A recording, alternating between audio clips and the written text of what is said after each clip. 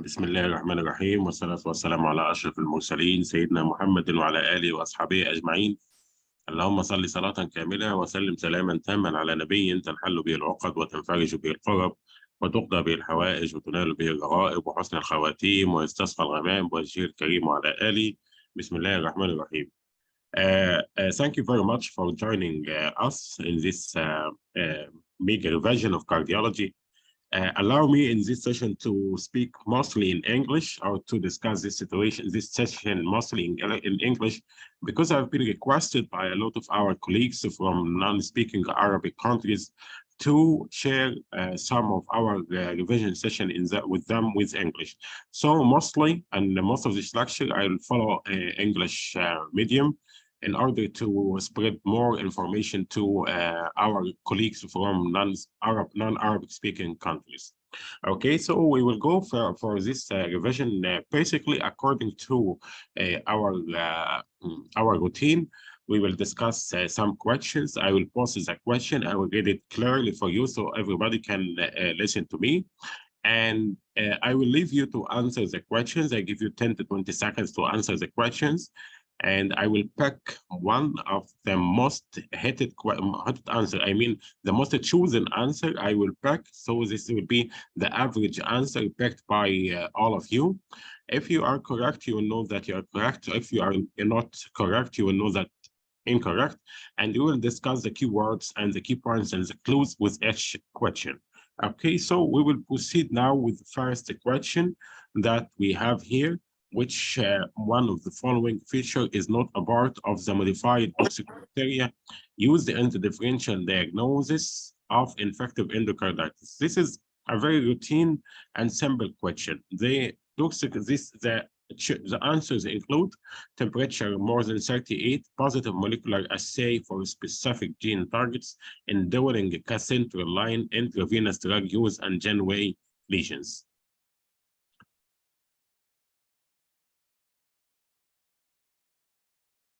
Okay, and proceed now to answer the question, please.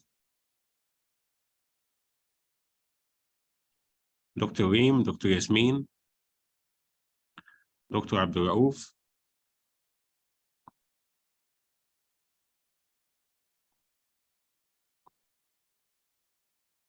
I want to remind you about something, my dear colleagues. You have only in the questions in the exam setting, you have only 90 seconds to answer the question. If you exceed at 20 seconds, you will not only lose one question, you will lose two questions.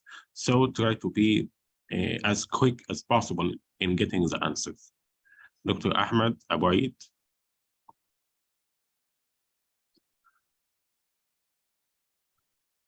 So most of the people are going with the answer B. So we will pick this answer. Okay, it's not the correct answer. The correct answer was Dr. Mohamed in Dowling line. Because, process, listen to me, my dear colleagues. Here, the question is very clear. Which one of the following is not a part of the modified Dukes criteria? Is not a part. I think B is a part of the modified Dukes criteria.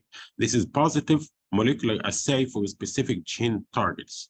Okay, as you can see, Dukes criteria here is used for a certification and diagnosis of infective endocarditis.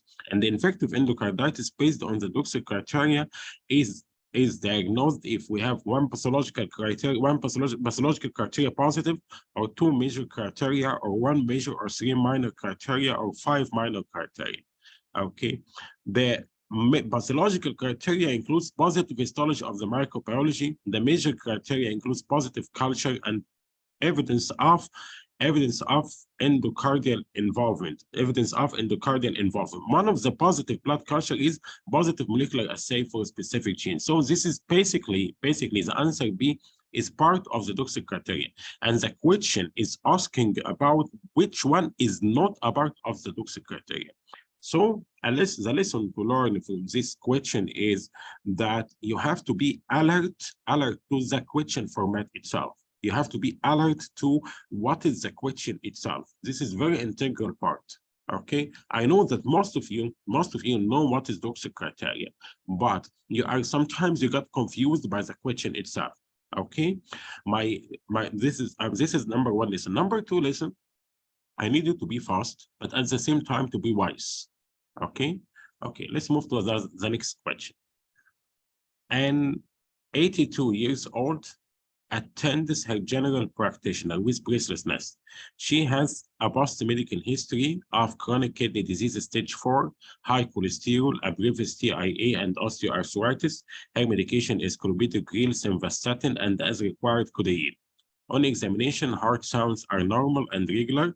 The chest is clear with no added sounds, and there is no peripheral edema. Her heart rate is 72 beats per minute. Blood pressure is 134/75. Oxygen saturation is 97%, and respiratory rate is 24 pieces per minute. The hemoglobin is 92. Platelet is 184. White blood cell count 7.3. Sodium is 134. Potassium 135. Potassium is 4.7. Urea 12.3, creat 225, EGFR 19, CRB is 4, and pro-NP is 700, NT pro-NP is 750 nanogram. Which one is the most likely cause of the raised BNP? Anemia, chronic kidney disease, atrial fibrillation, heart failure, or old age. What is the most likely cause here? A patient with 82 presents with breathlessness, stage 4 chronic kidney disease, hypercholesterolemia, TIA, osteoarthritis. Examination is unremarkable, but she has anemia and impaired renal function, and with raised NT or NP. What is the most likely cause? Dr. Ahmed, he gave us one answer. Dr. Arim, thank you very much for the answer. Dr. Roa, thank you. Dr. Yasmin, again, thank you very much.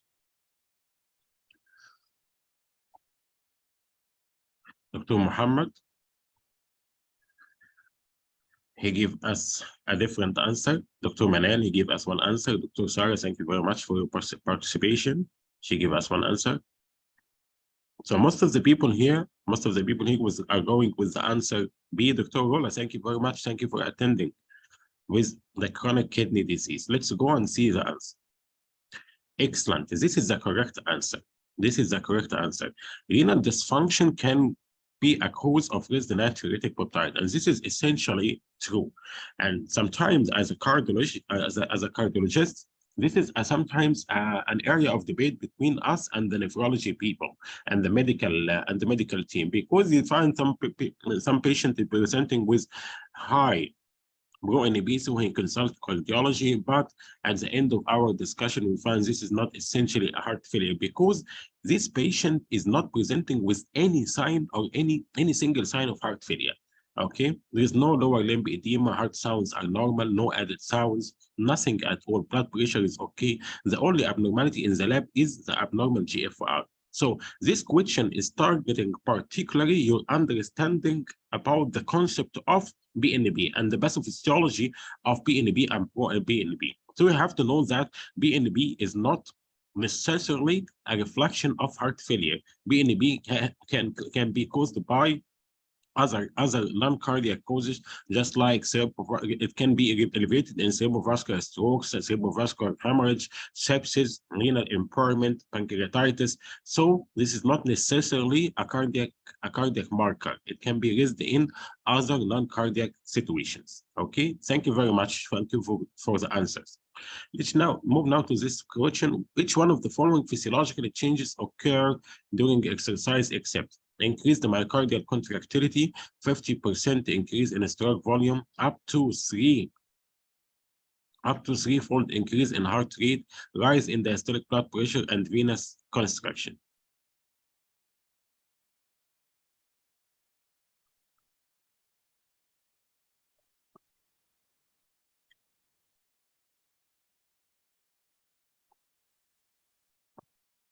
I have to remind you again that in the exam setting, you have only 9 seconds to answer the question.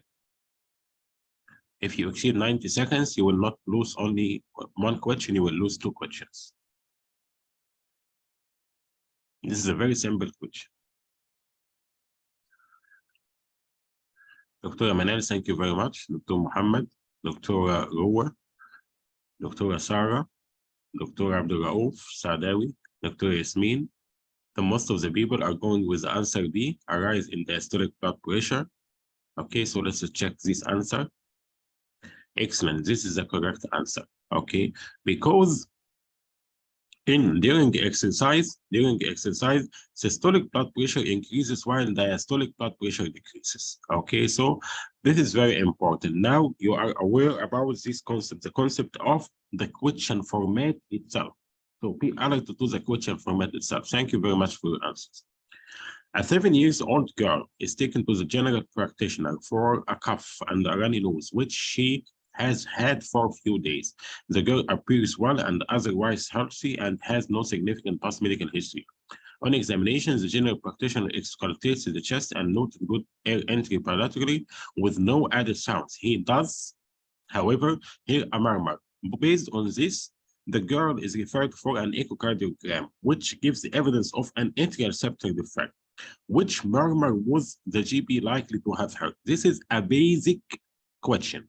Ejection systolic murmur louder on expiration, ejection systolic louder in inspiration, machinery like continuous, pan-systolic louder in expiration, pan-systolic louder in inspiration. Very simple question from the basic cardiology.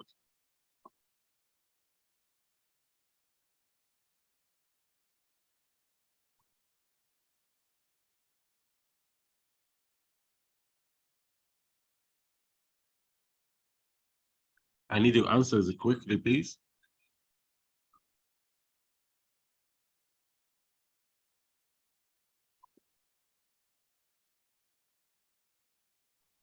Dr. Reem, she gave us double answer, but I'll take the second answer. Dr. Mohamed, he gave us another answer.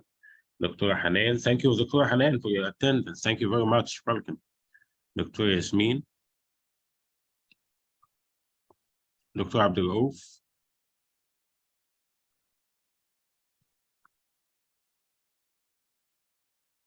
Dr. Rula.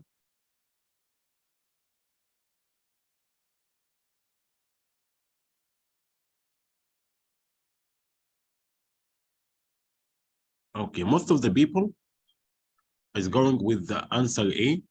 So I'll go for the answer A. Let's check this is correct or not.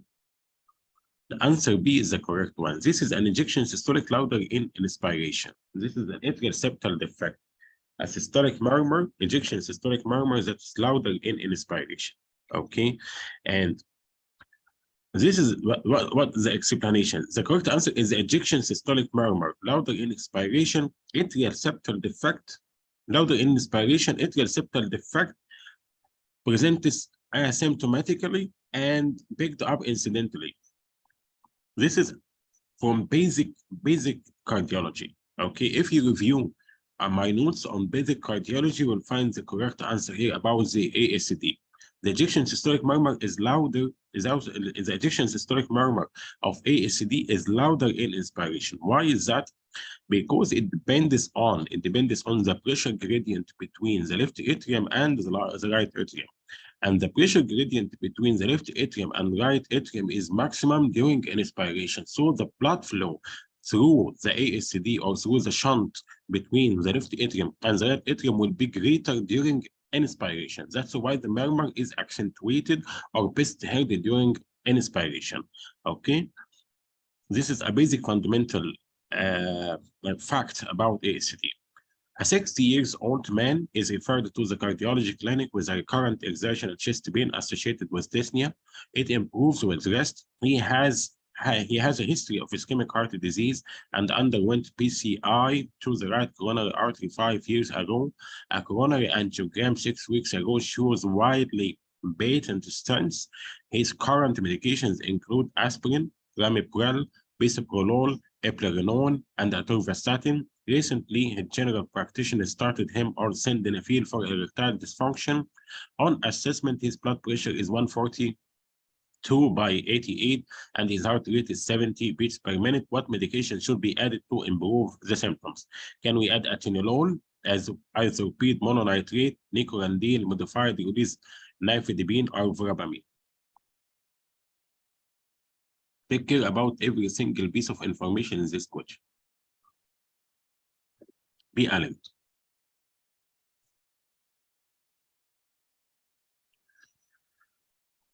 Dr. Arola, thank you. Dr. Sarah, thank you very much. Dr. Yasmin again. Dr. Aroa.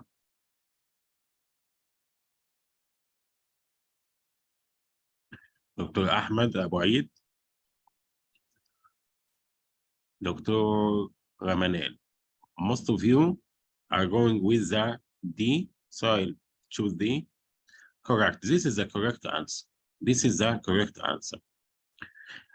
In this patient, as you can see, he is on aspirin, ACE, beta blocker, mineralocorticoid receptor antagonist, eplerenone, and atorvastatin, statin therapy. Okay, and this is still not controlled, but according to the guidelines, we should add to this patient a calcium channel blocker to better control the symptoms of angina. But as long as this patient is receiving bisoprolol, so it's better to avoid rate limiting or rate reducing calcium channel blockers as verapamil or diltiazem. This is one point. The second point is that this patient is receiving sildenafil for erectile dysfunction.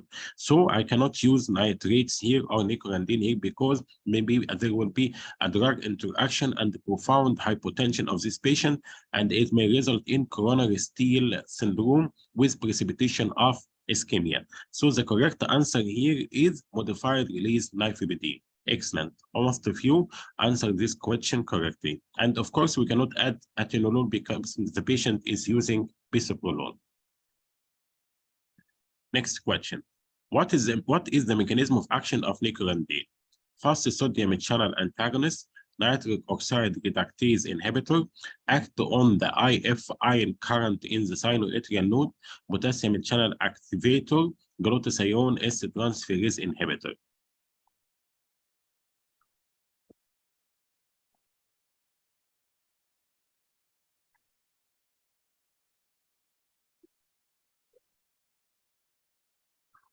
Again, most of you went with the answer D. Dr. Abdul Raouf, Dr. Ahmed Abu Aid, Dr. Sarah, Dr. Manal. Most of you went with the answer D, so I'll go for the answer D.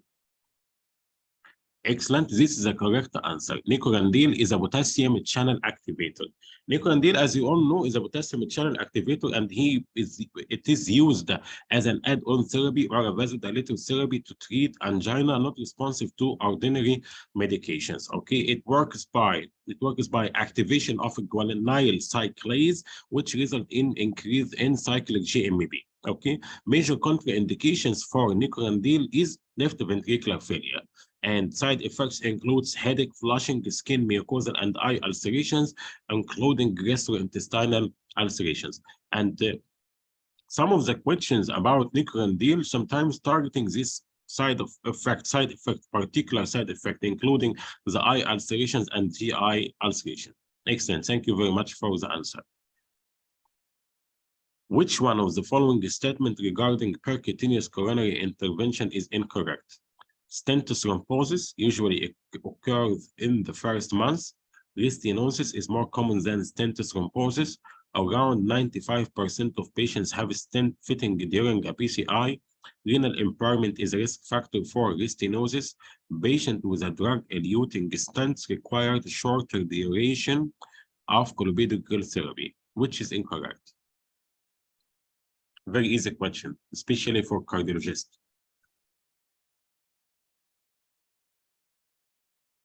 Dr. Arim, Dr. Yasmin, Dr. Sarah, Dr. Abdul Raouf, Dr. Mustafa, thank you very much. Welcome, my friend.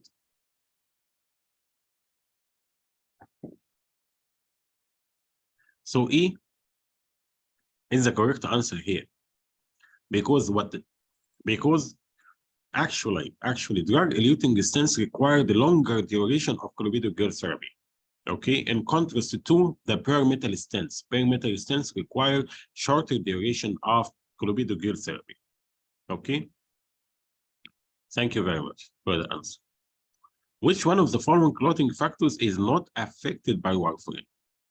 Factor 2, factor 7, factor 9, factor 12, factor 11, factor 12, factor 9, factor 10. Which one is not affected by warfarin?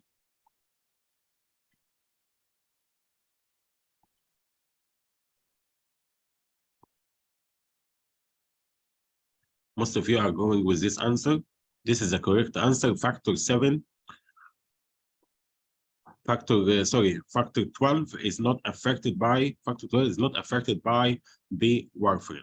The factors affected by warfarin are 1972, 10, 9, 7, 2. Excellent. Thank you very much. Which one of the following is not true regarding beta-natriuretic peptide? Secreted mainly by the ventricle, act as a diuretic, act as a vasoconstrictor, level rise in left ventricular failure, reduces sympathetic tone. Which one is not correct, is not true? Dr. Abdul Dr. Yasmin, Dr. Ruwa, Dr. Sarah, thank you very much. Dr. Reem, thank you. Dr. Hanan, thank you. Dr. Reem, again, thank you. So most of you, Dr. Arola, so most of you are going, Dr. Ahmed. Most of you are going with the answer C. This is the correct answer because PNB is essentially a diuretic, vasodilator, and natriuretic. So it's not a vasoconstrictor. Excellent. Thank you very much. Which one of the following is an example of centrally acting antihypertensive? Minodoxil, hydralazine, sodium nitroprusside, moxonide, and diazoxide. Which one is an example of centrally acting antihypertensive?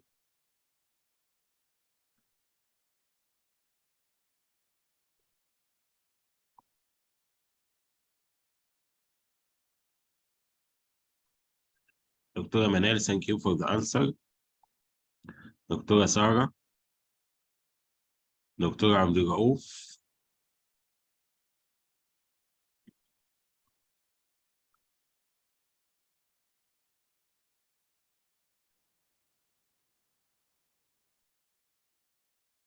Dr. Abdul Raouf, any answers? Most of the people are going with answer C. Sodium nitroprusside. Dr. L, welcome, my dear friend.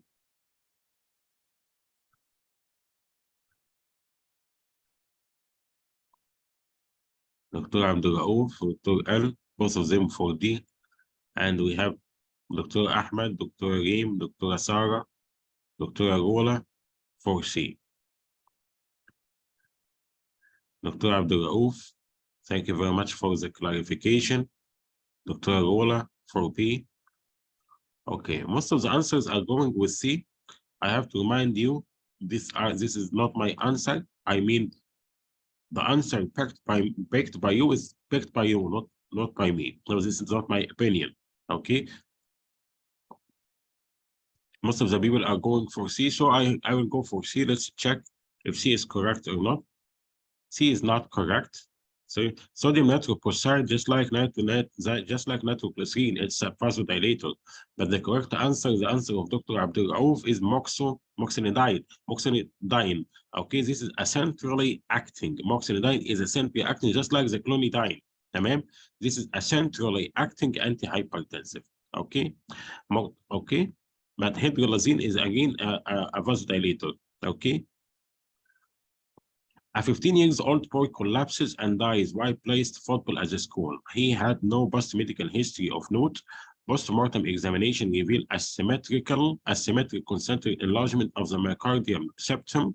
Given the likely diagnosis, what is the chance his sister will also have the same underlying condition? A very easy question. 0%, 25%, 50%, 100%, 66%. Dr. Karim, excellent. Dr. Ruwa, Dr. Yasmin.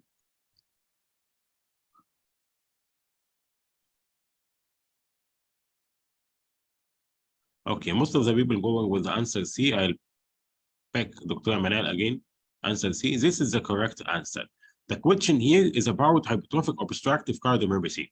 And one of the fundamental basics of hypertrophic obstructive cardiomyopathy is that it's an autosomal dominant inheritance. So we have a 50% chance of getting his sister involved or affected by the hypertrophic obstructive cardiomyopathy. And this is the importance in knowing the fundamental basics of each disease. Okay. Thank you very much for the answer. After sending several invitations, a 62 years old Mr. Bentley attends the surgery for his medication review. He has not been into the surgery for nearly 2 years. Surgery means the clinic, by the way, okay? He explains he works away during the week, so finds it difficult to attend appointments. His medications are allopurinol 200 milligram, candesartan 8 milligram, indapamide 2.5 milligram, omeprazole 20 mg, and salbutamol inhaler is required. His blood pressure, which you repeat a couple of times, is 166 by 95 millimeter mercury. He says he does remember to take his medication nearly every day. So you suggest starting him on another medication to lower the blood pressure. Which class of antihypertensive medication should be added according to the NICE? We add angiotensin converting enzyme inhibitor, ACE, or beta blocker, or calcium channel blocker, or loop diuretics, or spironolactone. Dr. Ahmed, Dr. Yasmin, Dr. Manal, Dr. Roa, Dr. Abdul Raouf, Dr. Sarah. Where is Dr. Mustafa, my friend? I need your answer. This patient is taking candesartan, which is an ARP, and indapamide, which is a diuretic. Okay, and we need to put an odd therapy for this patient who is 62 years old. Okay, most of the people are going with the answer C, so I will pick the answer C. Dr. Agola, thank you very much. So, excellent. This is the correct answer. And this question is targeting particularly the National Institute of Clinical Excellence guidelines about hypertension. And I think that I have shared with you a PDF about the recommendations regarding the management of hypertension that was issued by the National Institute of Clinical Excellence. You have this patient who is uncontrolled hypertension. The blood pressure is not controlled to the target. He is about 55 years old. He was started particularly basically on ARB and indapamide and with add-on therapy of diuretic. So this is the time of a third medication. The third medication, the best third medication that you can add here is the calcium channel blocker. Okay, I will send you again the PDF for hypertension guidelines after this presentation, after this session. A neonate female born at 37 weeks of gestation develops severe cyanosis 1 hour after her birth. This is the key word here. She develops worsening respiratory distress and becomes highly tachypneic with difficulty feeding. She is now transferred to the neonatal intensive care unit for supportive treatment. Her mother didn't seek any antenatal care, and the baby was born via uncomplicated spontaneous vaginal delivery. On examination, the neonate is cyanosed, lethargic, vital signs, respiratory rate 62 beats per 62 per minute, oxygen saturation 84% on 60% oxygen, heart rate is 160, blood pressure 96 by 66, cardiac auscultation influence allowed second heart sound, chest X-ray shows cardiac silhouette on egg on a string appearance. Done. Echocardiograph, ECG shows right ventricular dominance. Further diagnostic workup with echocardiography confirm a congenital heart disease or congenital heart defect. Which one of the following is most likely underlying embryological pathology in this neonate congenital heart disease?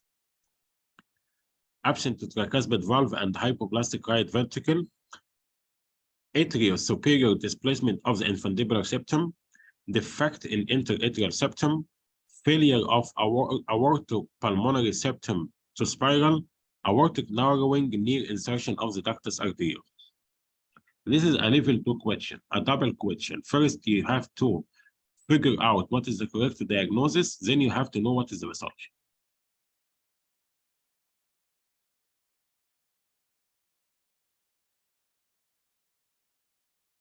You have multiple keywords here. Severe cyanosis 1 hour after birth, patient egg on string appearance.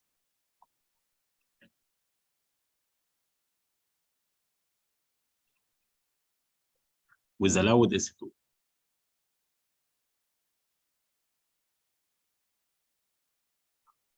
دكتور ياسمين، دكتور روى، دكتور عبد الرؤوف سعداوي.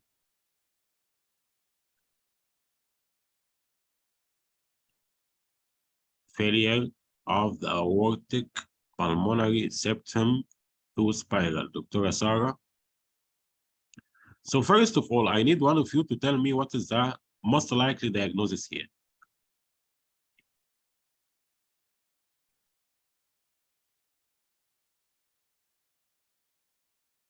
Excellent. Excellent. Excellent. Dr. Yasmin. What is the key word here? What is the key word here? Severe cyanosis 1 hour after birth. Excellent. 1 hour after birth. Excellent, Dr. Abdul. What is the most common cyanotic congenital heart disease? What is the most common cyanotic congenital heart disease? Cyanotic. Followed. Excellent, Dr. Abdul. Cyanotic, Dr. Mohamed Ismail, Dr. Karim. Cyanotic is the most common is followed, while acyanotic most common is VSD. Acyanotic most common is VSD. Okay. What is the second most common cyanotic?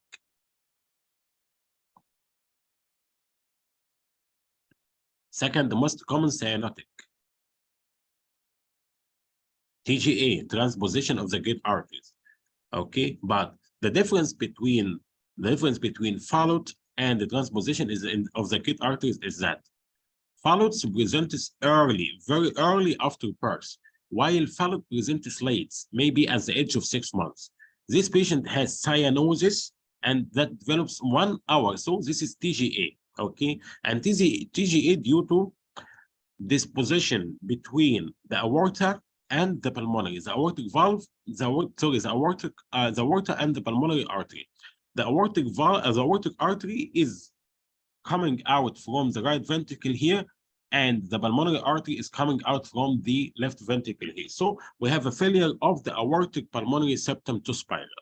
Okay, this is the correct answer, and this is the basic pathophysiology of the transposition of the great artery. Thank you very much. Excellent, most of you. Okay, you are a new specialty trainee in cardiology and in the middle of a busy outpatient clinic. Your next patient is 72 years old female with arrhythmogenic cardioventricular dysplasia who is attending today for counseling, planning, prophylactic ICD insertion. She was diagnosed with this condition following a sudden death of her brother 2 years ago, but has no history of problems herself. Her echocardiogram done earlier today and shows moderately dilated and dyskinetic right ventricle with a mildly reduced ejection fraction, which is similar to her last echo done around 18 months ago. She is concerned as she drives to work every day and wants to know if there will be any restrictions to that. What is the most appropriate thing to tell her? This patient has arrhythmogenic cardioventricular dysplasia, and she is planning for prophylactic ICD. She will not be permitted to drive again with an ICD. She will have to stop driving for 1 month only. There is no restriction, so she can drive again immediately. As she has had an ACD inserted, she needs to await for 6 months before driving again. She must have another echo after 1 month, and if it is satisfactory, she can drive again. Dr. Karim, Dr. Reem, Dr. Yasmin,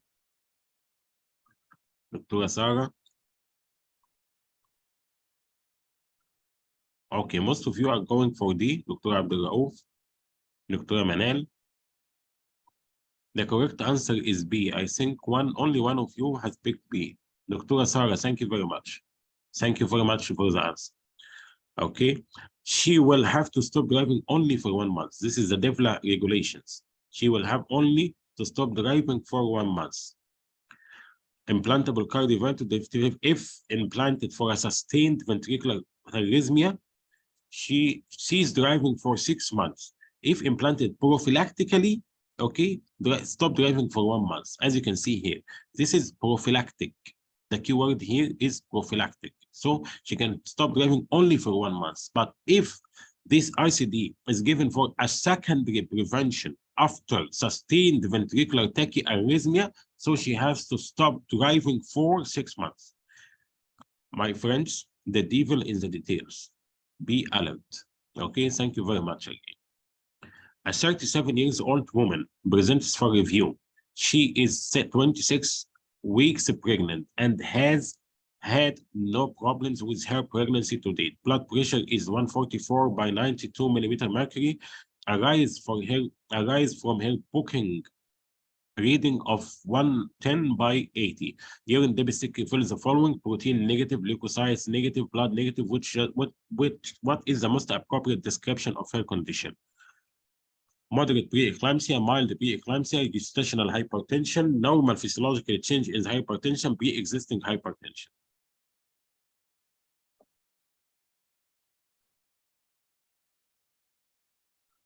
So all of you went for C. Excellent. This is the correct answer. This question is targeting particularly the definitions of hypertension in pregnancy. The definitions of hypertension in pregnancy.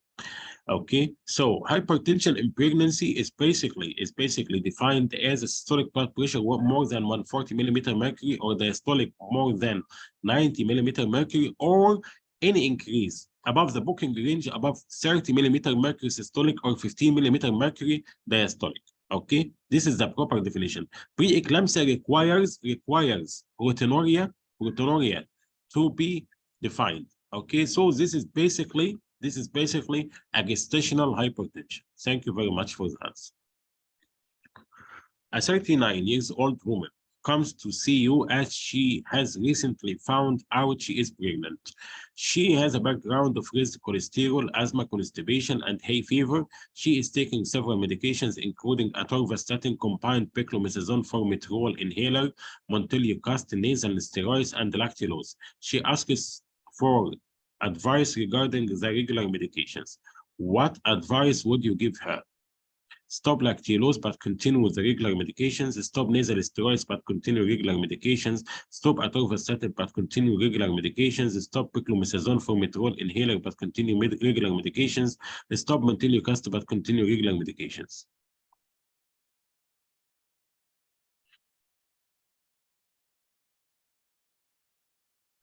دكتور عبد الرؤوف، دكتور ياسمين، دكتور محمد اسماعيل، دكتور احمد ابو وعيد، دكتور كريم حجاج، دكتور عمر. Okay, thank you for the answer. All of you are going for answer C, and this is the correct answer here. Okay, because the statin is contraindicated in pregnancy. Okay, this is a very mean question because it combines both respiratory system and cardiology. I know in patient with asthma and pregnant ladies with asthma, you should continue the medications as usual. There is no modification of treatment of the asthma treatment in pregnant females. Okay, but here atorvastatin, we have atorvastatin is contraindicated in pregnant females. Okay, thank you very much for that answer. A patient is admitted with a central chest pain and the diagnosis of non-HT elevation myocardial infarction is made. Aspirin and fondaparinux is given. What is the mechanism of action of fondaparinux? Reversible direct thrombin inhibitor, glycoprotein 2B3A receptor antagonist, inhibits antithrombin 3, inhibits ADP binding to its platelet receptor, activates antithrombin 3. A basic question.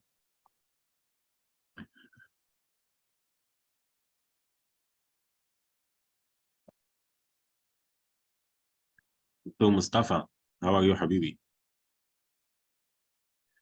Dr. Mustafa, give us one answer. دكتورة سارة, another answer.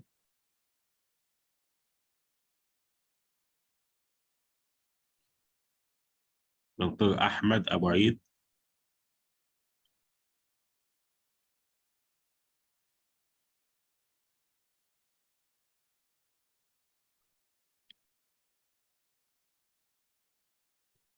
Thank you دكتور مصطفى حبيبي.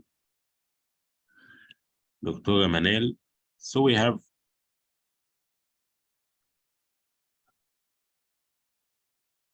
Dr. Ragnarok. Thank you very much for your answer. So we have 3 of you going for answer A and 3 going for answer E. Dr. Abdul Sadawi, answer E. So I need one more answer because they are even now, they are equal. People for E and people for A are equal. I need one more answer. Dr. Agola, Dr. Reem, thank you very much. This is the correct answer. Okay, excellent, Dr. Mustafa, thank you. Excellent, Dr. Abdul Rauf. Excellent, Dr. Reem. Excellent, Dr. Manel. Thank you very much. Dr. Agola, thank you. Fonda Baranox works as the same in similar way as low molecular weight heparin. It's an anti-thrombin 3 inhibitor. Anti-thrombin 3 inhibitor. Okay. But direct thrombin inhibitor, no, direct thrombin inhibitors are the doers. Are the doers. Okay. Which one of the following ECG finding is least associated with the digoxin? Bradycardia, down-sloping ST depression, flattened T wave, prolonged QT interval, AV block. Which one of the following is least associated? Dr. Sarah, Dr. Mohamed Ismail, Dr. Karim, thank you. Dr. Abdul Rauf Saadawi, thank you. Dr. Yasmin, thank you. Dr. Mustafa, Dr. Manal. Excellent, Dr. Abdul Rauf. Excellent. Dr. Reem, Dr. Arola. So all of you are going with prolonged. This is the correct answer because digoxin basically causes shortening of the QT interval, not prolongation of the QT interval. Excellent. Thank you very much. This is the ECG features of digoxin use. Down-sloping ST depression, we call it the reverse tick. Reverse tick. Okay, I'll show you that. This is the reverse tick. Okay, you know, this is a, you know, the brand Nike. This is a reverse Nike, a reverse tick. Okay. And a flat inverted T wave, short QT interval, AV block, anti-bradycardia. Excellent. Thank you very much.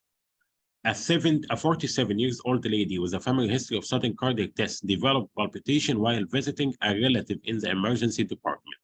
When attended to a cardiac monitor, her heart rate was 164 per minute and the rhythm strip showed a broad complex tachycardia. Which antiarrhythmic may precipitate ventricular fibrillation is used in such circumstances? Verapamil, amiodarone, procainamide, lidocaine, flecainide.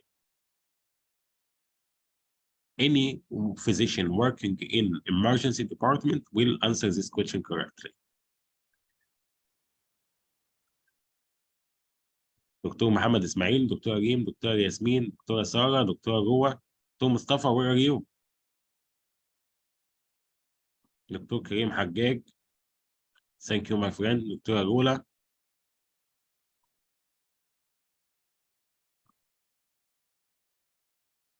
Dr. Arola. Mustafa. Mustafa, read the question again, please, because it's written here. Which antiarrhythmic may precipitate ventricular fibrillation in a patient with broad complex tachycardia? Dr. Reem, thank you. So most of you are going with A, Dr. Abdul Rauf. Okay, this is the correct answer here. Verapamil is an absolutely contraindicated in patients with broad complex tachycardia, unless it's a supraventricular tachycardia with apparency. Because verapamil can precipitate ventricular fibrillation in patients with broad complex tachycardia. Okay, it's a fatal and lethal. Fatal and lethal. You are killing a patient if you are giving him verapamil while he is in a broad complex tachycardia. You are a serial killer here. Okay, so be aware of that. But amiodarone, procainamide, lidocaine, all can be given safely in ventricular tachycardia. Okay. So the correct answer here is verapamil. Verapamil is contraindicated in a broad complex tachycardia. But if we are dealing with a narrow complex tachycardia, verapamil may be an option here. Okay, so be aware of the details because the devil is the details. Thank you very much for the answer. A 71-year-old man who had a paraprosthetic aortic valve replacement 3 years ago is reviewed. What antithrombotic therapy is likely to be taken for this patient? A paraprosthetic, okay? Nothing. Aspirin, warfarin with a target INR 2 to 3, aspirin plus clopidogrel, warfarin with INR 3 to 4. Very simple question. Mohamed Ismail, Dr. Mohamed Ismail, Dr. Abdul Raouf, Dr. Manal, Dr. Ahmed Abu Aid. This is a deceiving question. Take care, okay? This is a paraprosthesis, okay? Dr. Arim, Dr. Arua, Dr. Arua Bahauddin. Welcome. Dr. Arim, welcome back. Dr. Mustafa.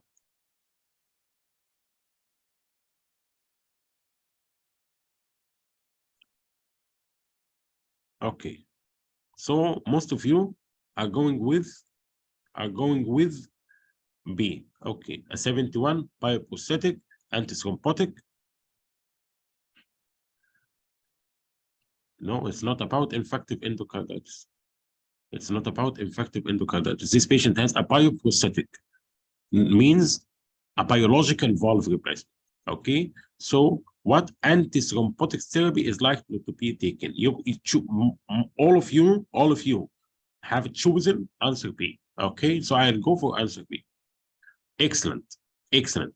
This is the correct answer here because this is a paraprosthetic valve. In paraprosthetic valve, you use aspirin, but in mechanical valve, you use warfarin and aspirin. Okay, this is the correct answer here. The key word here is bioprosthetic.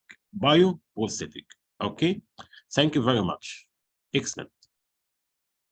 A 67-year-old gentleman with a prosthetic mitral valve admitted with fever, rigors, and shortness of breathing. On examination, a new systolic murmur is heard. At this point, most of you should recognize the diagnosis. An echocardiograph shows vegetation on a prosthetic heart valve, and the blood culture shows Staphylococcus aureus. He has no known drug allergy. What intravenous antibiotic regimen is recommended for this patient? Vancomycin, rifampicin, benzyl penicillin with low-dose gentamicin, flucloxacillin, rifampicin, low-dose gentamicin, vancomycin, rifampicin, low-dose gentamicin. Dr. Mohamed Ismail, Dr. Sarah, Dr. Ruwa, Dr. Abdul Raouf, Dr. Manal, Dr. Hannah, you can answer in the chat box. Dr. Hannah, thank you very much. Okay, so most of you are with D. Dr. Reem, Dr. Agola. Okay, so I'll go with the majority. The majority chosen. I have chosen the flucloxacillin, rifampicin, and low-dose gentamicin, and this is the correct answer. Okay, this patient has a prosthetic valve with a staphylococci. With a staphylococci. Let me give you one golden rule for antibiotics treatment of patients with infective endocarditis. The choice of antibiotic treatment or therapy in patients with infective endocarditis depends basically on two aspects. The first aspect is the nature of the valve. Is it a native valve or a prosthetic valve? And the second thing is the organism. The organism involved in infective endocarditis. This patient has a prosthetic valve Excellent, Dr. Abdul. This patient has a prosthetic valve that has been infected by Staphylococcus aureus. So the correct answer here is flucloxacillin, rifampicin, and low-dose gentamicin. Okay, thank you very much.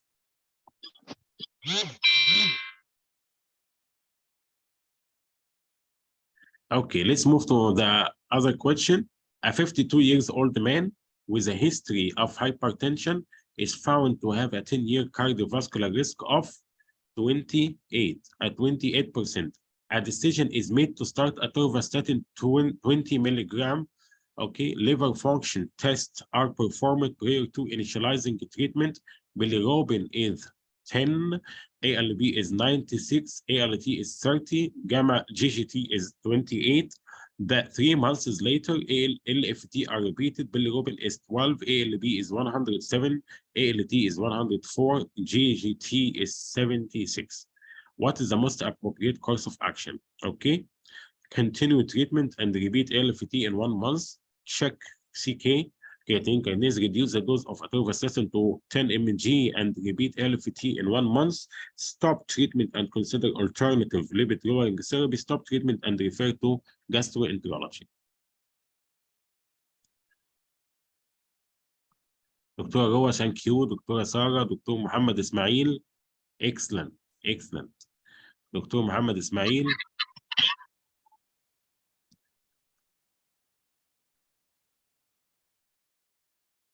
Okay, so most of you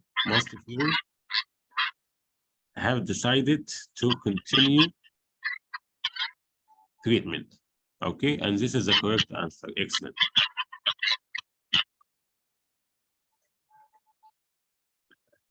Excellent. This is the correct answer. Because the cutoff value here to stop or to consider stopping or discontinuing statin therapy is the elevation of the liver function test 3 times the upper limit of the reference range.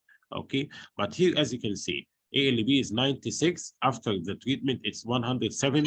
ALT is 30. After treatment is 104. Okay, and the upper limit here, as you can see, is 45. So we need 3 times this 45.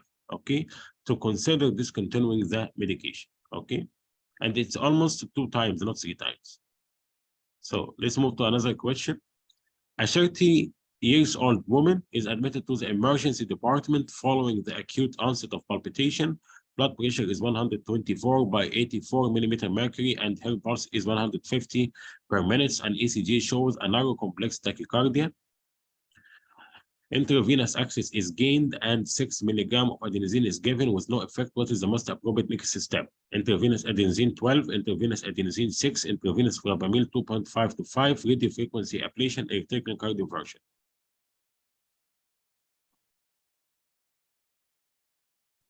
Dr. Hannah, Dr. Omar, Noor, Dr. Ahmed Abu Aid, Dr. Karim, my friend, Dr. Mustafa, my dearest friend from Iraq, Dr. Sarah, all of you went for answer A, so I will not waste my time.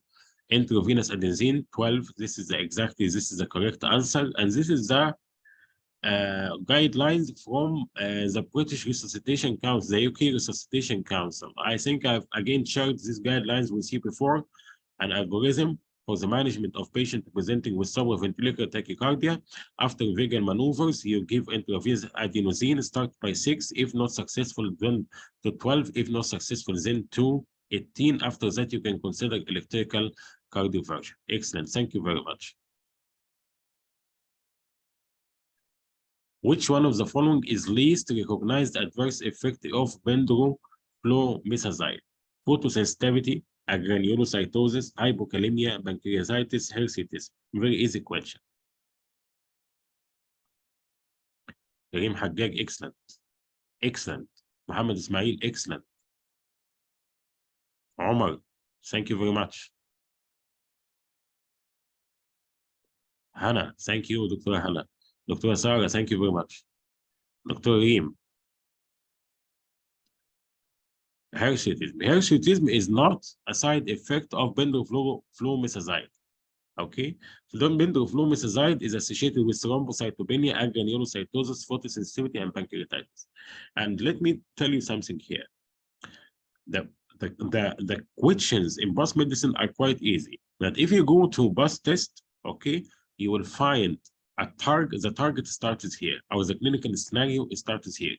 It will give you a scenario of patient is taking bendoflumetazide and patient is presenting with neutropenic sepsis or neutropenia or recurrent infection due to agranulocytosis, or presenting with purpura due to thrombocytopenia, or presenting with pancreatitis as a side effect. Okay, so be aware of these different scenarios. And I have to catch this opportunity to remind you, don't ever depend on one source of questions in practicing your questions. You have to be exposed to a wide range of ideas, including a wide range of questions from different sources. Okay, my recommendation is that bus medicine is okay as a start, but it's not okay to get you to the result of passing the exam. You have to use bus medicine with bus test or with on examination. Okay, so don't rely basically only on bus test, on bus medicine, I'm sorry. Okay, a 78-year-old man presents with a hot, red, swollen leg. On examination, the left leg is tender and hot to touch, with evidence of recent superficial laceration has sustained whilst gargling. His blood test shows raised inflammatory markers and a negative D-dimer. He is treated for cellulitis with clarithromycin due to being penicillin allergic, which of his regular medication should be currently suspended. Amitriptyline, aspirin, clopidogrel, simvastatin, tramadol. دكتورة سارة، دكتورة ريم، دكتورة منال، دكتور محمد إسماعيل،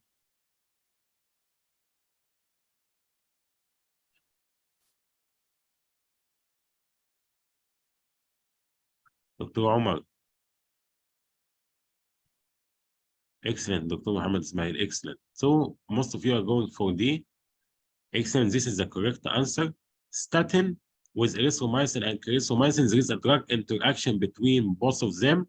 Okay, because as Dr. Mohamed Ismail told us, there is interaction here because of the statins work on cytochrome B or cytochrome B45 enzyme. Okay, so a 75-year-old gentleman presents an outpatient clinic. He is recently being referred by his general practitioner after being diagnosed of left femoral deep venous thrombosis 2 weeks ago. In addition to this, he had a metallic aortic valve replacement 3 months ago for a critical aortic stenosis and has been on warfarin since. As far as you are aware, his INR has been reliably in the target range for the period of time. His other past medical history includes a previous DVT 30 years ago that was unprovoked. He asks you more about anticoagulation treatment, which is the most appropriate thing to tell him about the duration of therapy required and the target INR. It would be advisable to switch to rivaroxaban, as this is easier alternative to warfarin. Lifelong anticoagulation with a target INR of 3.5, lifelong anticoagulation with a target INR of 3, anticoagulation for 6 months with a target INR of 3, lifelong anticoagulation with a target INR of 2.5. You have two aspects in this question. You have a patient who has a DVT, a second DVT attack after 30 years. The first one was unprovoked, and this is the second one. And you have a patient with a metallic aortic valve. Okay, so this question is targeting two aspects. The target anticoagulation in a metallic valve replacement and anticoagulation and the target of INR in metallic aortic valve replacement particularly. Dr. Ahmed Abu Eid, the target INR is okay. Dr. Manel, دكتور عمر، دكتورة سارة، دكتورة ريم.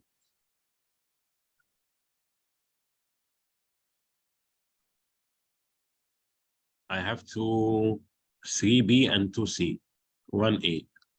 I need 2 more answers. دكتور كريم C, دكتور نجار A. So I need 1 more answer, B. Okay, دكتورة حنان B. Okay. I have 4B and 3C.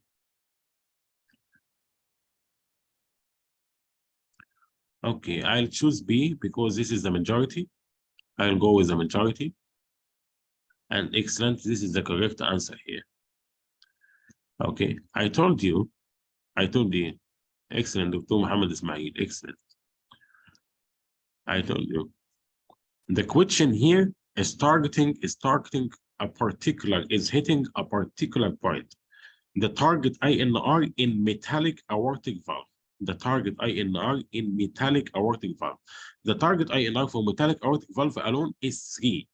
Whilst for a prosthetic valve with a history of DVT, target should be 2.5. Therefore, the former option is the most appropriate in the gentleman. The target for above a target of 3.5. Okay, let's see here. Listen to me. This patient, nice guidelines states that recurrent DVT, whilst on anticoagulation, the target INR should be 3.5. Okay, 3.5, because this patient has a recurrent DVT, whilst he is on warfarin. Okay, this is the correct answer here. A 75-year-old man admitted to the acute medical unit with pneumonia. Here, only past medical history of note is transient ischemic attack 2 months previously.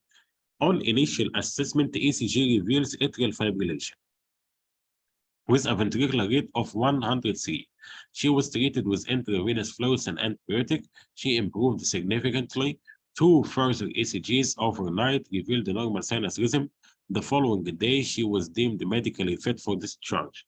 What is the single most appropriate management option regarding her episode of atrial fibrillation? No follow-up is required. Repeat ECG on 2 weeks. Oral anticoagulation, aspirin, 24 hours tape, and consider anticoagulation.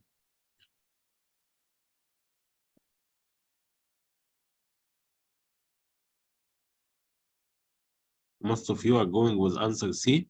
Okay. Excellent. A single episode. This is a major change in the guidelines, my friends. A single episode of paroxysmal atrial fibrillation, even if provoked, should still prompt consideration of anticoagulation. Before in the guidelines, maybe 5 or 6 years ago, when the patient presenting with a paroxysmal atrial fibrillation, even if it's related to an underlying pathology or underlying condition, or in a critical situation, just like, or an acute situation, just like these situations that we have here, we used to consider repeating or reassessing for the incidence of atrial fibrillation. I mean, we should have to go for Holter monitoring for 24 hours. Okay, after that, if the ECG or the Holter monitor show evidence of paroxysmal atrial fibrillation, we might consider anticoagulation in this situation. But recently, the guidelines has changed. Even if with a single episode of paroxysmal atrial fibrillation, so this patient is eligible for anticoagulation. This is a major change in the guidelines. Okay, so you should be aware of that. Okay, thank you very much for the correct answer. A 59-year-old man of Indian origin is seen in the clinic for a hypertension review. He shows you a diary of blood pressure recording. He has been taken at home with measurements consistently above 150 by 90 millimeter mercury. He takes amlodipine and atorvastatin. He has been established on this regimen for 1 year, and the doses has been optimized. what would be the most appropriate next step? He is taking what amlodipine and atorvastatin. Add bendrafluomethazide, add indapamide, continue to monitor blood pressure at home and review in 1 month. Start amlodipine and the trial of ramipril instead. Stop amlodipine and the trial ramipril instead. Stop amlodipine with trial of ramipril and indapamide instead. Mustafa, how are you? Dr. Omar, thank you. Dr. Mohamed Ismail, thank you. Dr. Manal, thank you. Dr. Mohamed Al-Nagar, thank you. Dr. Hanan, continue to monitor. Dr. Manal.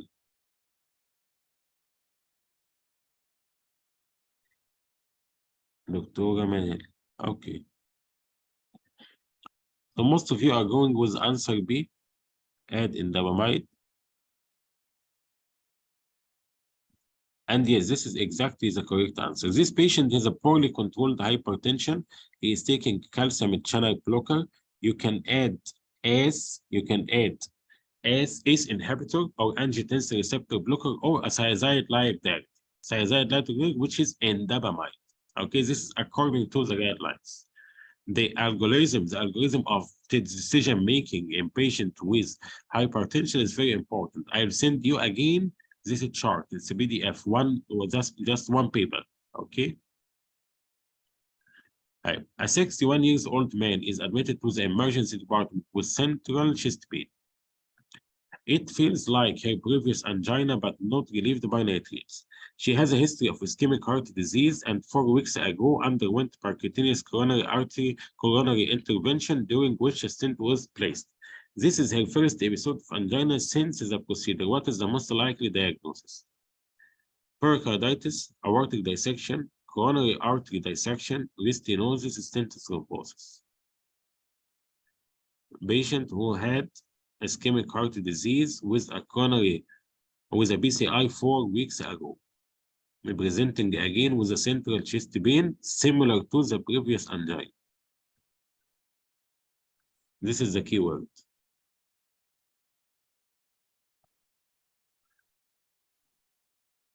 Dr. Ismail E, Dr. Mustafa E, Dr. Omar E, Dr. Mahmoud E. Okay, most of you going with E. Excellent. This is the correct answer. Stent thrombosis. The key, we have 2 keywords here. The first one is central chest pain. Feels like the previous episode. So we have another attack of acute coronary syndrome of this patient or myocardial infarction of this patient. And the second one is the 4 weeks. 4 weeks, this is the second keyword here. Because as you know, the stent thrombosis can occur.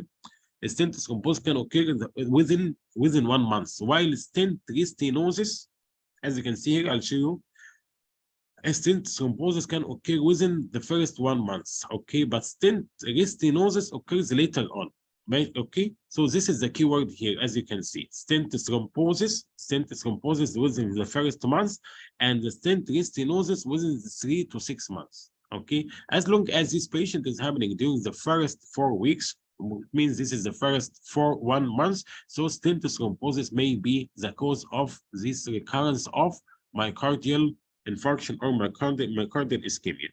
But if I have to rephrase the question again or to change some of the question, I tell you, this patient, a 61-year-old woman, is admitted to the emergency department with a central chest pain, a retrosternal chest pain that is worse on lying flat or in inspiration and improves on leaning forward, not relieved by nitrates. She has a history of ischemic heart disease and was admitted to the hospital 4 weeks ago and underwent a percutaneous coronary intervention during which a stent is placed. Okay, what would be your answer here? What type of pericarditis, Mustafa? Excellent, Dr. Karim. What kind of pericarditis? What kind of pericarditis? Dressler, excellent, Dr. Nagar, excellent, Dr. Mohamed Ismail. Okay, listen to me again. I will tell you another scenario. اوكي autoimmune. excellent دكتور نجار. A 61 years old woman admitted to the emergency department with a retrosternal chest pain that is worse on lying flat and relieved on leaning forward. Okay, not relieved by nitrates. She has a history of ischemic heart disease as she was admitted to the hospital 2 days ago. With myocardial infarction and underwent percutaneous coronary intervention, during which one stent has placed. What would be your diagnosis now?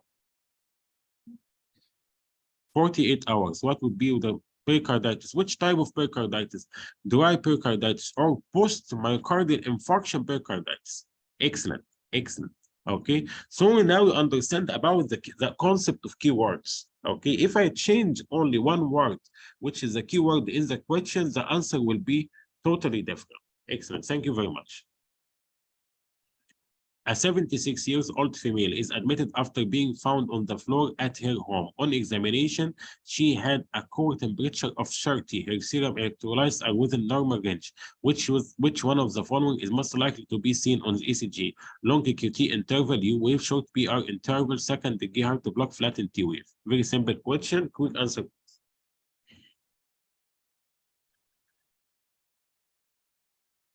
Hypothermia.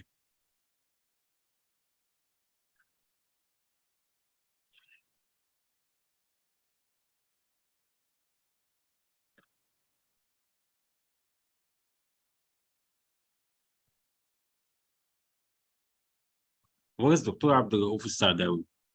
And where is Dr. Yasmin? Where is Dr. Manal? Where is Dr. Sarah?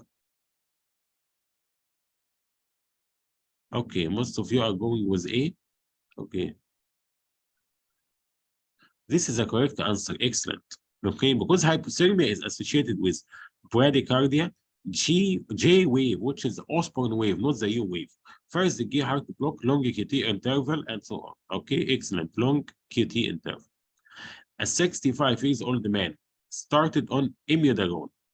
He has been told he must first take higher doses and then continue on a lower maintenance dose long term.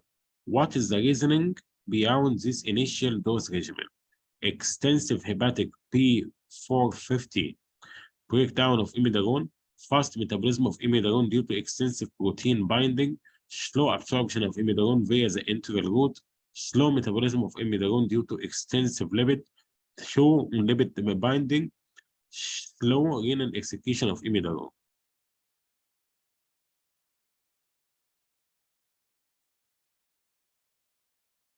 Okay, okay. Thank you, Dr. Mahmoud. Thank you.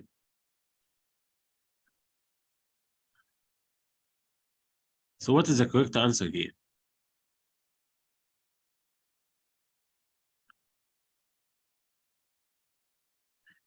Why in imidazole, why we give an extensive, a high dose, loading dose, then we continue on lower maintenance doses. Dr. Yasmin, Dr. Manal, Dr. Mahmoud, thank you. Dr. Ragnarok, thank you. Okay. The correct answer is D, due to slow metabolism of imidazole due to extensive lipid binding.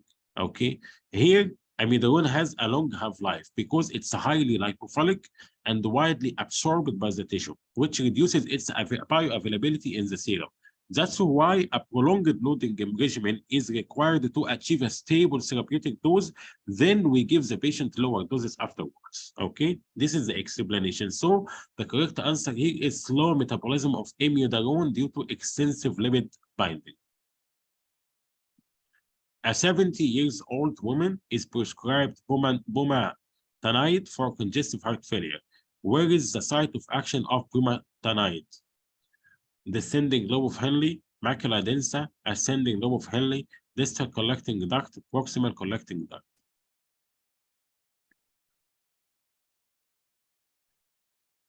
دكتور محمد إسماعيل، دكتور محمود، دكتورة منال، دكتورة جولة، دكتورة روة، دكتور عبد الرؤوف.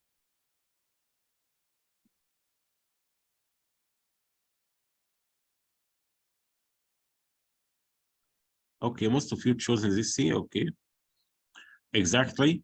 Bumetanide acts on the ascending loop of Henle. Ascending loop of Henle. Okay, this is the correct answer here. Mr. Brown is a 62 years old man with a colon cancer. He is undergoing adjuvant chemotherapy. However, in the past 6 months, he has suffered 4 deep venous thrombotic lesions, despite being optimally anticoagulated with a maximum dose of dabigatran. On one occasion, he suffered a DVT during a treatment with deltaparine. He has been admitted with symptoms of another DVT. How should this DVT treated? Add apixaban to the prescription, initiate end-of-life drugs, and prepare the family, increase the dose of dabigatran, prescribe thromboembolic deferent stocking, inferior vena cava filter. Excellent, Dr. Mustafa. Dr. Mahmoud, excellent. Recurrent DVT in spite of proper anticoagulation.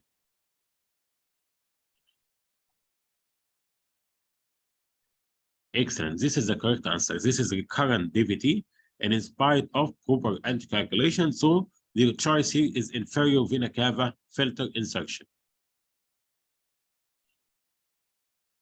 Okay. You are the ST1 working on cardiology.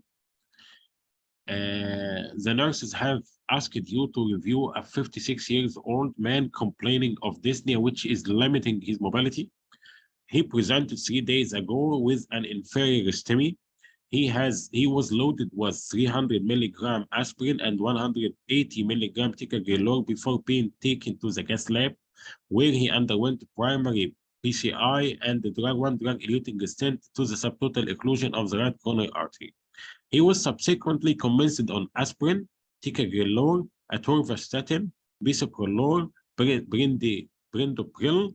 His echo demonstrated only mildly reduced ejection fraction, a systolic ejection fraction 50%. His vital signs are stable with a blood pressure of 125/70, heart rate 64 beats per minute, oxygen saturation 98% on room air, and temperature 36.5. Examination reveals dual heart sounds with no murmurs, and his chest is clear on auscultation with no wheezes.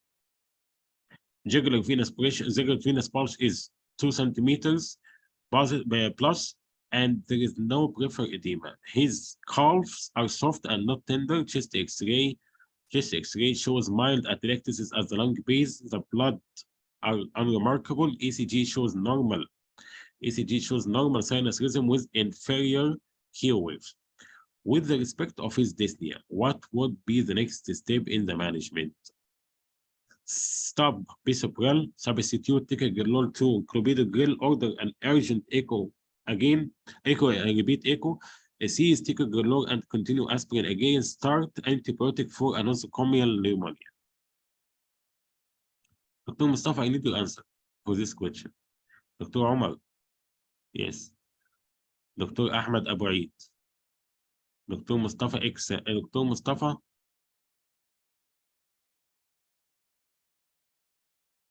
Okay, think again, please.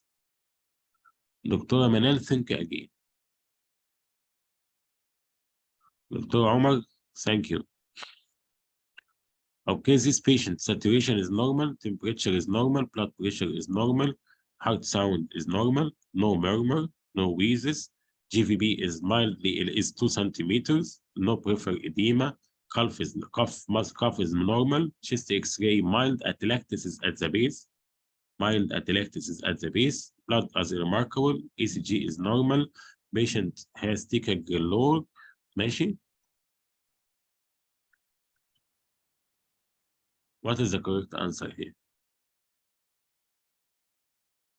Excellent, Dr. Ahmed Al-Saud. So what we will do, okay, most of you chosen to substitute TK2 clopidogrel.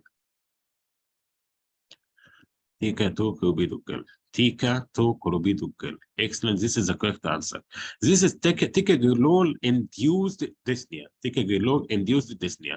And it occurs in 15% of patients starting this medication. Some patients can tolerate this dyspnea, while others cannot tolerate. There is no explanation for this dyspnea. There is no underlying lung pathology, and respiratory function is usually normal in this patient. If the patient cannot tolerate the dyspnea, you have to change the ticagrelor to clopidogrel. And let me tell you something, it's more than 15%. We see it frequently in patients receiving ticagrelor. A 62-year-old man under regular review in the respiratory clinic after a recent diagnosis of pulmonary hypertension. A summary of investigation is below. This patient for pulmonary hypertension. CT, no evidence of acute or chronic lung disease. Acute vasodilator test is negative. He was initially prescribed Elioprost, but has only seen a small improvement in the symptoms. What medication could be used in addition to Elioprost? Bosentan, dilatazine, epiprostinol, nifabidine, treprostinil.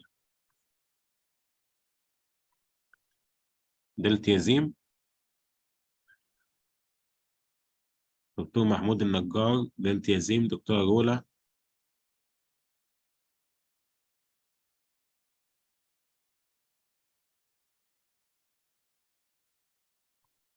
The acute vasodilator test is negative. دكتور عبد الرؤوف دي.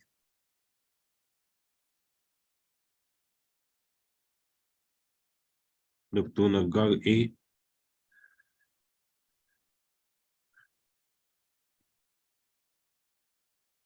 دكتورة منال A. In addition to Elioprost.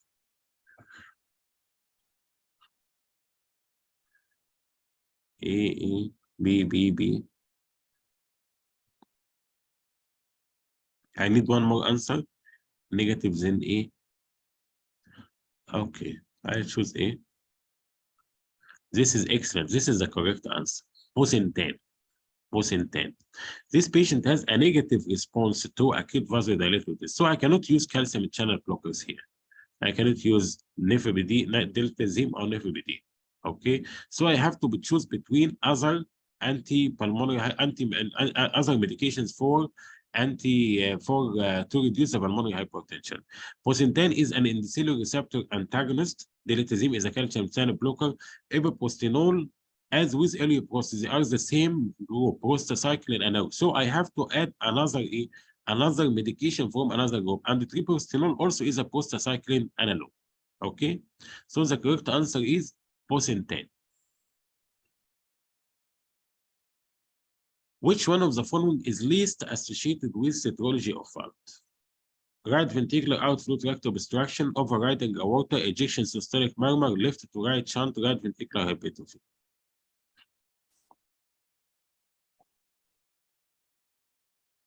Left to right shunt, right ventricular hypertrophy, ejection systolic murmur, overriding aorta, and right ventricular outflow tract obstruction. Least associated.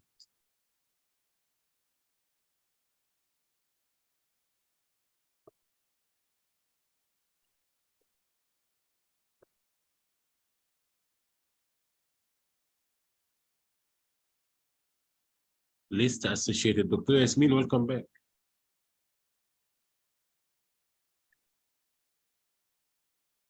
What is the least associated with etiology of fault?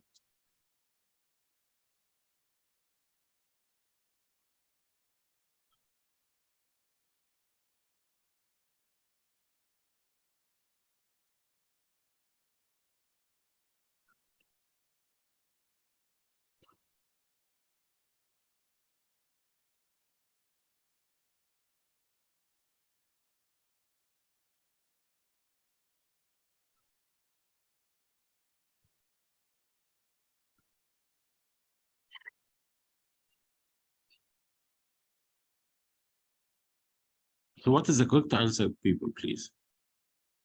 We are going for C, ejection systolic murmur. Okay. Left to right shunt. Left to right shunt. In tetralogy of Fallot, you will find right to left shunt because this is a cyanotic heart disease. A cyanotic heart disease characterized by right ventricular outflow obstruction, overriding of aorta, right ventricular hypertrophy, and you can find pulmonary stenosis. So the pressure inside the right heart is high, or the pressure inside the right heart is high. So there will be a right to left shunt because it's a cyanotic heart disease. Right to left shunt, not left to right shunt. So this is the correct answer, left to right shunt. In patient with Fallot, you find ejection systolic murmur of pulmonary stenosis, but you do not have a murmur of VSD, okay? Because it's a left to right shunt, not a right to left shunt. Okay. A 64-year-old man with a history of type 2 diabetes admitted with chest pain to the emergency department. An ECG shows ST elevation in the anterior leads, has been thrombolized and transferred to coronary care unit. His usual medication includes simvastatin, gliclazide, metformin. How should this diabetes be managed in the CCU? Stop metformin. Continue gliclazide at a lower dose. Stop metformin and the gliclazide. Start subcutaneous insulin basal bolus regimen.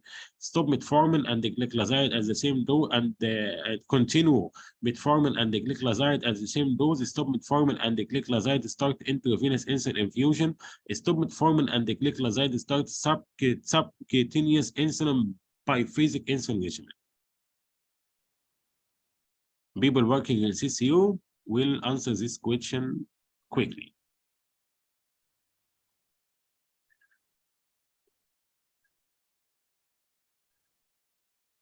Okay. Dr. Yasmin, thank you. Dr. Omar. Dr. Mahmoud. Dr. Mustafa. Dr. Mustafa. I have two Mustafas. Mustafa from Iraq and Mustafa from Kuwait. Mustafa from Kuwait is my friend. And Mustafa from Iraq is my super friend. Dr. Arula, D. Dr. Abdul Rauf, D. Okay, we have 1, 2, 3, 4, 5, 6 Ds. Okay, I'll go with the Ds as the majority goes with D. And this is the correct answer. Okay, in patient presenting with acute coronary syndrome and these people has a history of diabetes and on oral anti-hyperglycemic medications, stop all oral hypoglycemic medications and start intravenous insulin infusion. Okay, this is the as per guidelines. You can see here, manage hyperglycemia in patient admitted to the hospital for an acute coronary syndrome by keeping a blood glucose level below 11, while avoiding hypoglycemia. In the first instance, consider a dose-adjusted insulin infusion with a regular monitoring of the blood glucose level. Okay, so this is the correct answer here. As per guidelines. A 72-year-old man is reviewed regarding his hypertension. His past medical history includes type 2 diabetes and diverticulosis. He is African Caribbean origin. And he is currently taking amlodipine, 10 mg, and metformin. What would be the most appropriate antihypertensive to add? He is taking amlodipine and metformin. You will add ACE, alpha blocker, ARP, beta blocker, thiazide diuretic.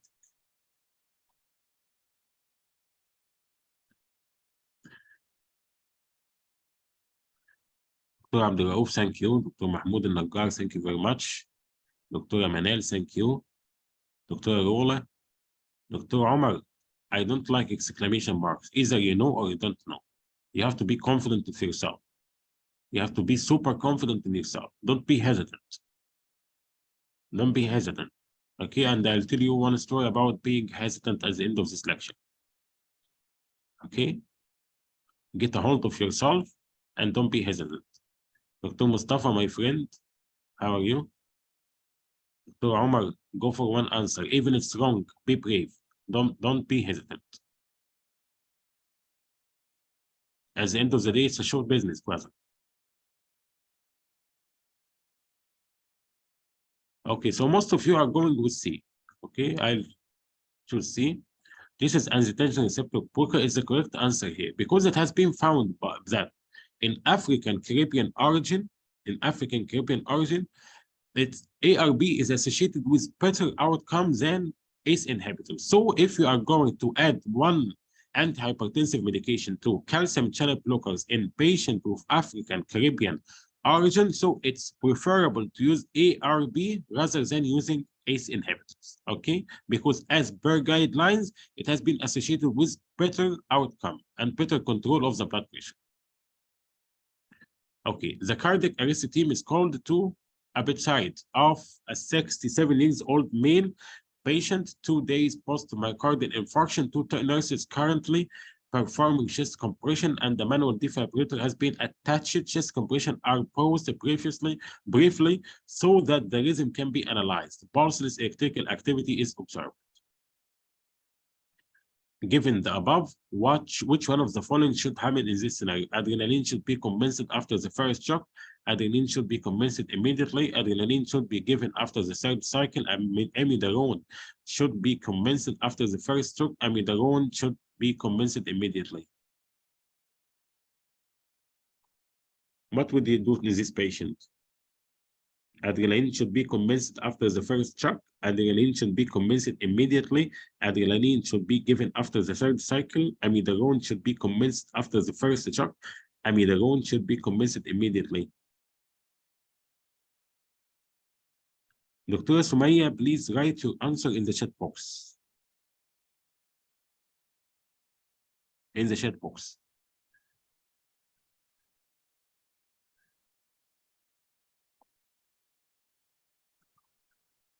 Okay, this is pulseless electrical activity.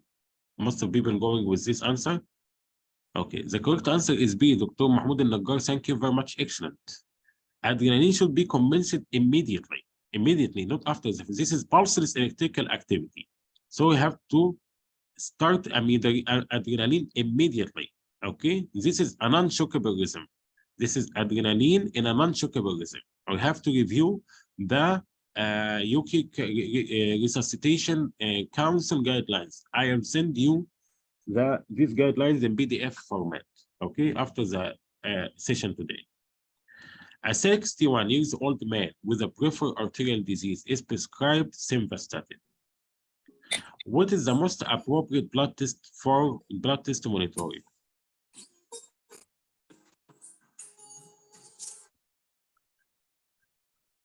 Liver function test with creatinine kinase at baseline 1 to 3 months and at interval of 6 months for 1 year. Liver function test at baseline and every 3 months for the first year. Routine blood test not recommended. Liver function test at baseline and annually. Liver function test at baseline 3 months and 12 months.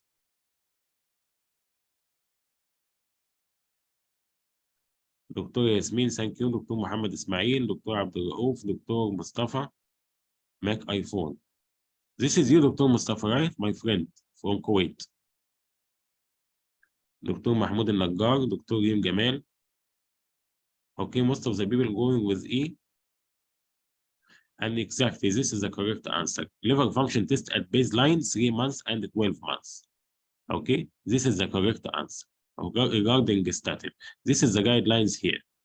For patient liver impairment, for patient, it's recommended by the NICE checking liver function test at baseline 3 months and 12 months. So this is baseline 3 months and 12 months. This is the guidelines here.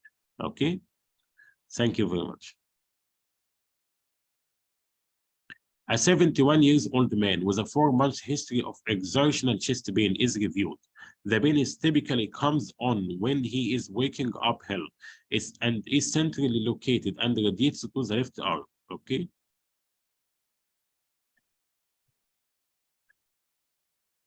It then settles with rest after about 2 to 3 minutes. Clinical examination reveals a 12-lead ECG was normal following NICE guideline, which is the most appropriate diagnostic strategy. He is a 71-year-old with exertional chest pain on exercise, but relieved at rest. He will do CT coronary angio, managed as angina, no further diagnostic test, exercise tolerance test, myocardial perfusion with SPECT, invasive coronary angio. 71. 4 months history of angina. Dr. Yasmin. Dr. Ahmed Abu Eid. Dr. Abdul Rauf. Dr. Manal. Dr. Mustafa. MacBook phone, MacBook iPhone. Okay. Dr. Mustafa, give me your MacBook for 1 day, please. Okay. Dr. Mohamed Ismail.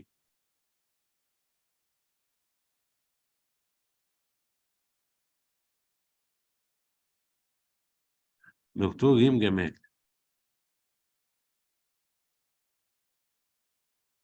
Okay, most of you are going with a CT coronary angio. This is the correct answer here because this patient is presented typically with a typical anginal pain. So he deserves to do coronary angio for better assessment of his coronary arteries. Okay, this is the correct answer here. Refer this patient with chest pain, okay, and chest with ECG is normal. So he needs to do coronary angio. You are a part of a cardiac arrest team and called to see a 72-year-old man who has been admitted to the care of elderly ward. He presented shortness of breathing, productive cough, and hypoxia. He was being treated for community-acquired pneumonia with antibiotics. His early warning score has continued to worsen throughout the day and then became unresponsive. Okay, there is no sign, there were no signs of life, therefore chest compression was commenced by the ward staff and the crash core was pulled out. The first rhythm check shows the patient is in ventricular fibrillation. Apart from starting chest compression, what would be the next step taken as a part of the advanced life support algorithm? Adrenaline, atropine, amiodarone, 1 shock, 3 successive shock. This is ventricular fibrillation.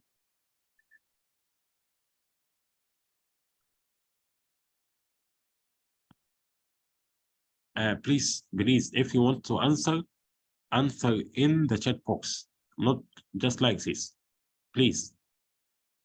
Otherwise, yani, I have to do one action, and I don't like to do this action. If you want to answer in the chat box, not through the marker. Manel, Dr. Manel, Dr. Mustafa again, Dr. Reem, Dr. Rola, Dr. Mohamed Ismail. Most of you are going Dr. Yasmin, Dr. Reem. Most of you are going with answer Dr. Ahmed Abu Eid. Okay, I have to go with the majority. Most of them are going with 1 shock regimen, and this is the correct answer here. So this is ventricular fibrillation or pulseless ventricular tachycardia. I can give 1 shock as soon as identified. And this 1 shock can be repeated up to 3 times, up to 3 successive shocks. Okay, excellent, thank you. I will send you the algorithm after the presentation today. And I think this is not wise to make markers just like this. Which one of the following is least associated with dilated cardiomyopathy? Least associated to cause dilated cardiomyopathy? Wilson's, hemochromatosis, Coxsackie B, hypertension, alcohol.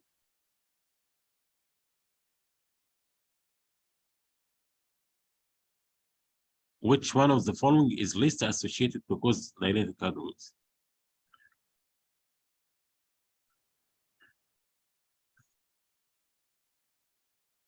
Most of you are going for A. This is the correct answer because dilated cardiomyopathy is not related to Wilson. Dilated cardiomyopathy can be idiopathic in most of the cases, can be due to myocarditis, mostly with Coxsackie virus, ischemic heart disease, peripartum cardiomyopathy, hypertension, iatrogenic, just like the doxorubicin chemotherapy, substance abuse, and infiltrated, just like hemochromatosis and sarcoidosis, but not with Wilson. A 33-year-old male who is an ex-IV drug abuser on methadone capsules suddenly collapses suddenly whilst out shopping. A paramedic crew are quickly on the scene. The patient remains conscious, but whilst attached to the defibrillator. Multiple self-terminating runs of polymorphic ventricular tachycardia has been seen. He is transferred urgently to the emergency department with torsade de pointe is confirmed. He was successfully treated with an intravenous infusion of intravenous magnesium. An ECG post-infusion shows QT of 590 millisecond, and he tells you that he is currently on day 5 of 7-day course of erythromycin.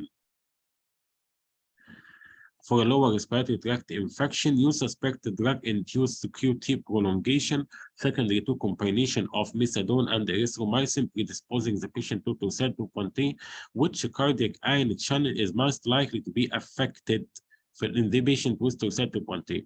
Sodium channel, magnesium channel, calcium channel, potassium channel, chloride channel. Torsade de pointe. Breaking of points. Most of you are going with this. Potassium channel, this is the correct answer here. Potassium channel is the channel to be affected in patient with torsade de pointe. Okay, this is the correct answer. Excellent, thank you very much. And this is the torsade de pointe ECG. Okay, this is the torsade de pointe ECG. Breaking of points. Okay. A 36-year-old woman presents for a routine antenatal review. She is now 15 years old pregnant. 15 years old pregnant. Funny. 15 weeks pregnant. Her blood pressure in the clinic is 145 by 94 millimeter mercury. This is confirmed with ambulatory blood pressure monitoring. Okay. On reviewing the notes, it appears her blood pressure 4 weeks ago, it was 146 by 88 millimeter mercury. A routine diagnostic is normal. There is no significant past medical history of note. What is the most likely diagnosis? Pre-eclampsia, pregnancy-induced hypertension, white coat hypertension, normal physiological, all pre-existing hypertension.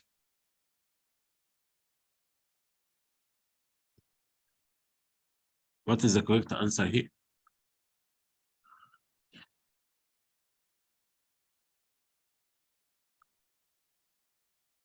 Okay, most of you are going with this. This is the correct answer. This is a pre-existing hypertension because we cannot diagnose pregnancy-induced hypertension or preeclampsia until the week of 20.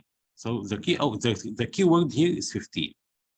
Okay, this is the key word here because I cannot diagnose pregnancy-induced hypertension unless the patient is after 20 weeks of gestation.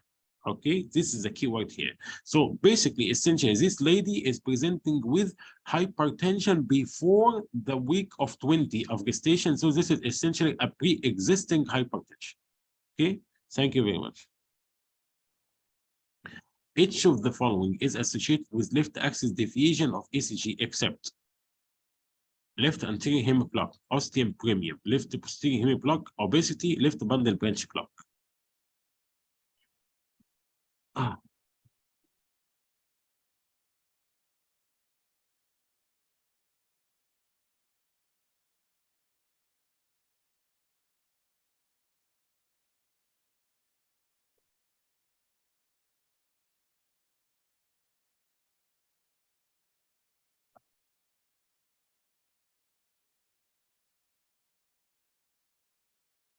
يعني اللي قاعد شخبط لي الشخبطه دي مش عارف اقول عليه.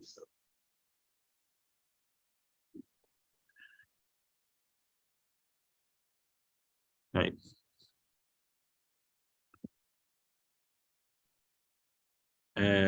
دكتورة ريم، دكتورة ياسمين، دكتور حنا. Okay. Most of you are going with D. Left axis deviation, except C, left posterior hemiplegic. Left posterior hemiplegic. Right axis deviation is associated with left posterior hemiplegic. These are the causes of left axis deviation, and these are the causes of right axis deviation.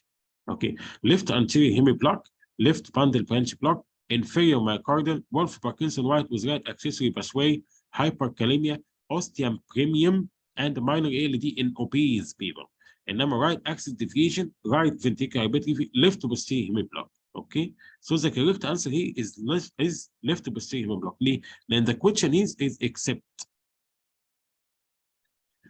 a 64 years old man who is known to have ischemic heart disease is due to start a chemotherapy regimen, which includes doxorubicin. His cardiologist wants to accurately assess his ventricular function, as he is concerned that doxorubicin may damage his myocardium. Which one of the following is the most accurate method to determine his left ventricular dysfunction? Left ventricular function. Cardiac computed tomography, echocardiography, exercise ECG, MUGA scan, or coronary angio.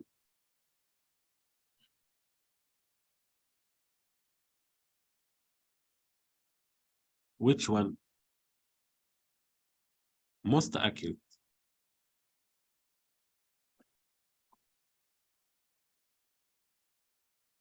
دكتور اسماعيل، نو اكسكليميشن مارك، مفيش مش عايز سوري، نو كوتشن مارك، مش عايز علامات الاستفهام دي يا جماعه. لازم يبقى عندك ثقه ولازم يبقى عندك قوه وانت بتجاوب السؤال، لازم تبقى كونفيدنت. الثقه دي بفلوس يا جماعه.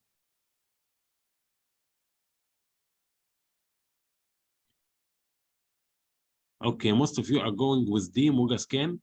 اوكي this is the correct answer. موجا سكان هي the most accurate. موجا سكان is the most accurate method to determine the left ventricular function. تمام، هي دي احسن طريقه ان انت تاسس بيها الليفت ventricular function، ده موجا سكان. طيب which one of the following is not risk factor for development of preeclampsia؟ سؤال يعني سهل جدا.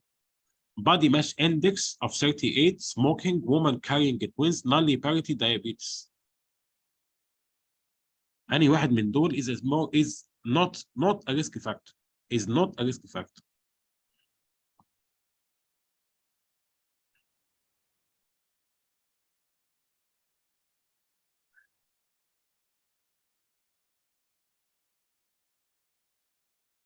دكتورة منال، دكتورة ياسمين، دكتور عبد الرؤوف، دكتور مصطفى، دكتور مصطفى كلى، دكتورة جولة، دكتور مصطفى العراق،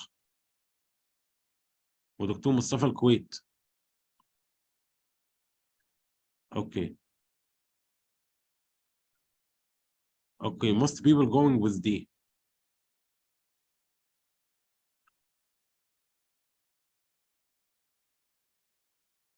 Smoking. There is no evidence to suggest that preeclampsia is actually less common in smokers. There is some evidence to suggest that preeclampsia is actually less common in smokers. في factors of preeclampsia، تمام؟ الريسك فاكتورز بتاعت البريكلامسيا، تمام اهو، في عندي هاي وفي مودريت ريسك فاكتورز. الهاي ريسك فاكتورز include hypertensive disease or previous pregnancy, chronic kidney disease, autoimmune disease, type 1 or type 2 chronic infection. ده high risk factors. moderate risk factors first pregnancy اللي هو non parity يعني age 40 أو pregnancy interval of more than 10 years, body mass index 35 أو أكتر, family history of eclampsia and multiple pregnancies. multiple pregnancy اللي هو التوين pregnancy مثلا، تمام؟ فبالتالي السموكينج is not a risk factor هنا. تمام؟ ده سؤال كده يعني سؤال خادع شويه. Which one of the following statement regarding arrhythmogenic right ventricular cardiomyopathy is correct? Inherited as an autosomal recessive. Now the most common، خلي بالك is correct ها. Inherited as an autosomal recessive is now the most common cause of sudden cardiac death in the UK. All patients should have an implantable cardioverter defibrillator fitted, characterized by fibrofatty infiltration of the right ventricular myocardium. Nexus disease is association of the right of arrhythmogenic right ventricular cardiomyopathy with deafness. أنهي واحدة بقى الأصح؟ Which one is correct يا دكتور مصطفى العراق؟ Which one is correct؟ دكتور عبد الرؤوف، دكتور مصطفى الكويت، دكتور محمد اسماعيل عبد الوهاب، صح؟ دكتور ياسمين.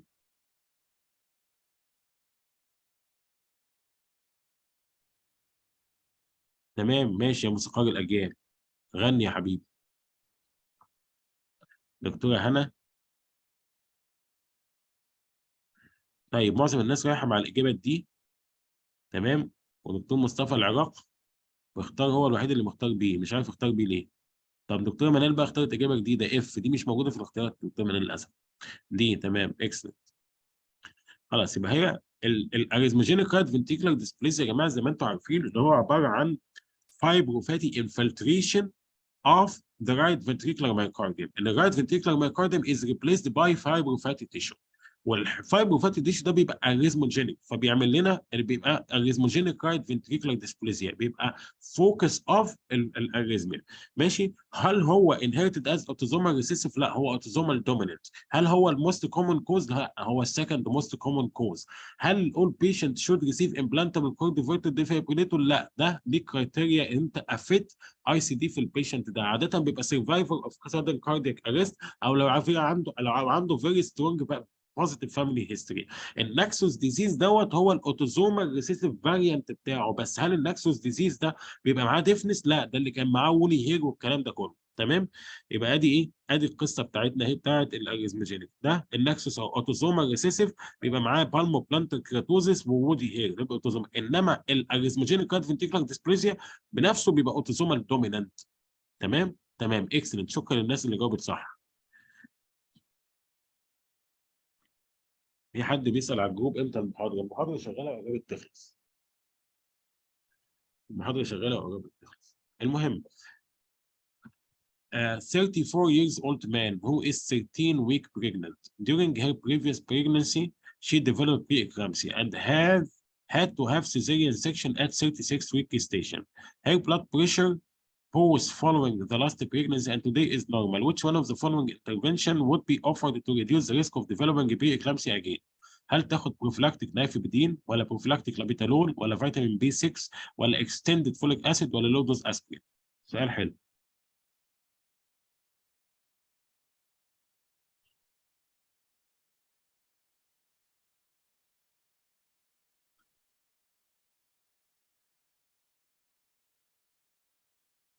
سؤال حلو.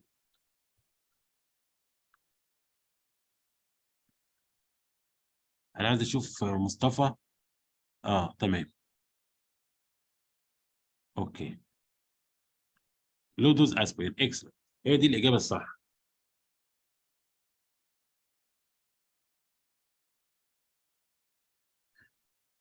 في البري اكلامسيا تمام. عشان البريفنشن بتعمل ايه؟ في البريفنشن بتاع البري اكلامسيا بتعمل ايه يا صديقي العزيز؟ بتدي لو دوز اسبرين. ماشي. تمام. A 54 years old male with no past medical history is found in atrial fibrillation.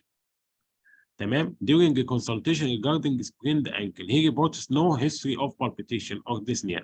After discussing a treatment option, he elects not to be cardioverted. تمام أشكرك ريحتنا. Examination of the cardiovascular system is otherwise unremarkable with a blood pressure of 118 by 76 millimeter mercury. According to the latest NICE guidelines, if this patient remains in chronic atrial fibrillation, what is the most suitable treatment to offer؟ واحد عنده 54 years old 54 وعنده no past medical history. تمام. no treatment warfarin dabigatran اسبرين دايباريدامول واسبرين. الحته ديت انا عامل عليها ستريس غير طبيعي في المحاضره بتاعه الاتريال فابريليشن. اللي عايز طبعا يسمع اتريال فابريليشن موجود على اليوتيوب على الشانل. تمام. حته الانتي كواجوليشن ده والتشويس اوف انتي كواجوليشن ومين ما اقدرش اقول عليه انتي كواجوليشن اعملها في سلايد لوحدها. يعني في واحد هنا من المكتوبين انا عامله في سلايد لوحده ان هو cannot be used as anticoagulation لان هو anti platelet او anti thrombotic not anticoagulant. اكسلنت يا محمد يا اسماعيل عبد الوهاب يا موسيقار الاجيال. دكتور احمد ابو عيد اكسلنت ثانك يو. دكتور رولا. دكتوره ياسمين. دكتوره ياسمين. دكتور عبد الرؤوف سعداوي. دكتوره هنا. يا سلام. طيب most of you with A this is the correct answer. ليه؟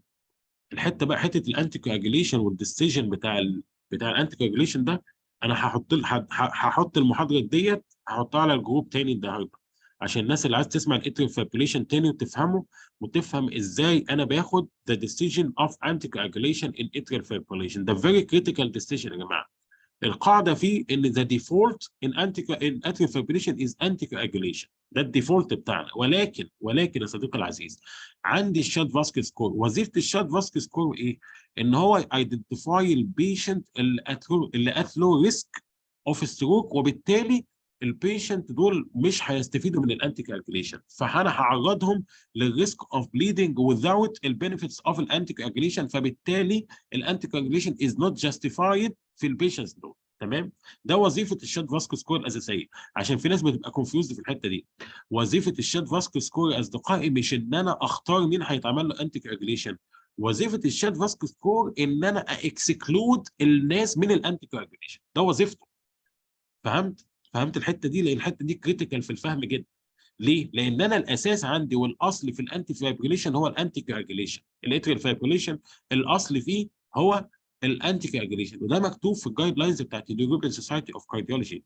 ذا ديفولت اوف اتريال فايبريليشن از انتي كاجوليشن. ده الاساس والاصل، يعني المفروض ان اي عيان وذ اتريال فايبريليشن اعمل له انتي كاجوليشن، ولكن لازم دايما احط ذا ريسك اوف البليدنج اجينست ذا ريسك اوف ستروك بريفنشن. تمام؟ فلو انا عندي بيشنت with a very low risk of stroke اساسا، وبالتالي ليه اعرض البيشنت دوت للريسك اوف بليدنج بتاع الانتي كواجوليشن؟ فعشان كده عمل الشيت فاسك سكور ده، عشان يايدنتيفاي الناس اللي ات لو ريسك اوف ستروك، فبالتالي الريسك اوف بليدنج فيهم بيبقى اعلى من البينفيت اوف ستروك بريفنشن، فبالتالي ما استعملهمش مين؟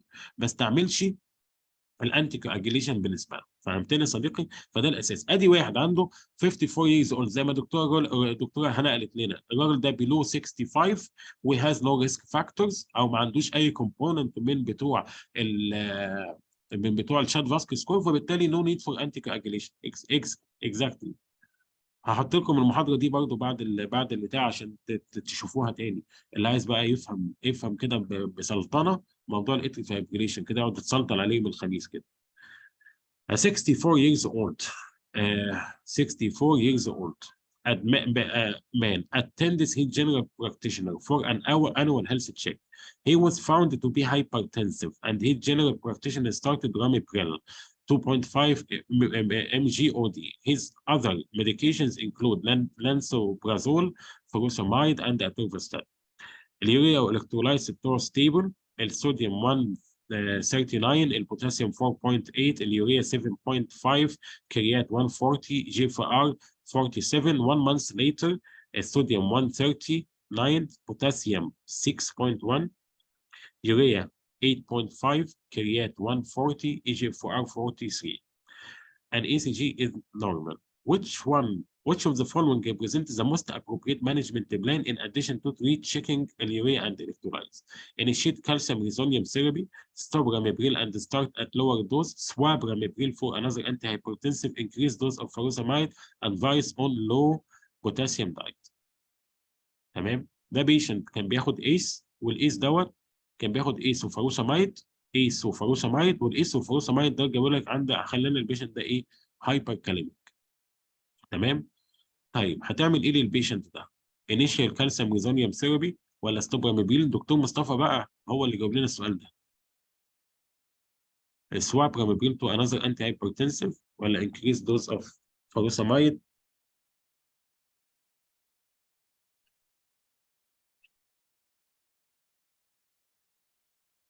الناس كلها بتقول سي، سواب راميبريل فور انذر انتي هايبرتنسيف.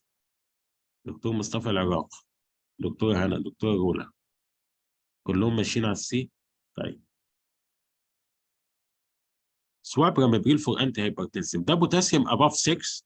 تمام؟ والسبب هنا اللي عندنا ان البيشنت دوت از بيشنت وذ سي كي دي، وبدا مين؟ بدا اس انهبيتور، فبالتالي البوتاسيوم مرتفع بقى اباف 6، فبالتالي لازم اوقف ايه؟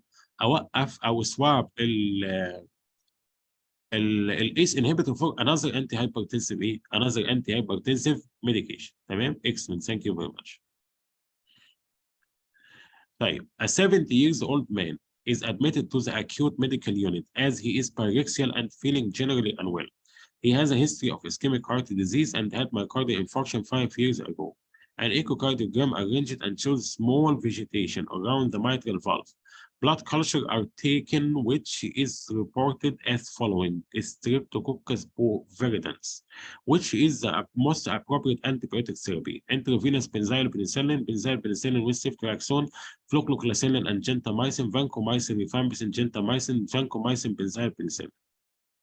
افتكر دايما يا صديقي العزيز ان انا قلت لك ان the choice of الانتيبيوتيك ريجيمين في البيشنت with infective endocarditis بيعتمد على حاجتين: هل انا بتعامل مع نيتيف فالف ولا لا؟ رقم واحد. رقم ولا كوستيك فالف. رقم اثنين الاورجانيزم ستريبتوكوكس فيريدنس. دكتور محمد اسماعيل قال لنا ايه؟ دكتوره منال، دكتوره رولا، دكتوره هنا، دكتور عبد الرؤوف، دكتور مصطفى، ستريبتوكوكس فيريدنس.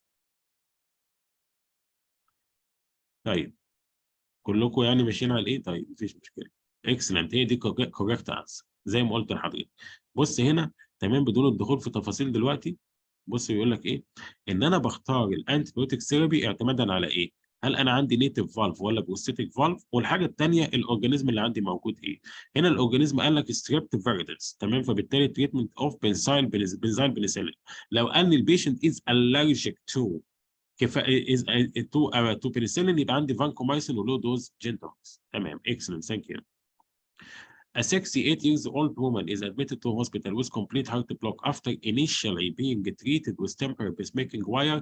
She goes on to have a permanent pacemaker fitted. How soon after the procedure she can drive again? سؤال تافه يعني.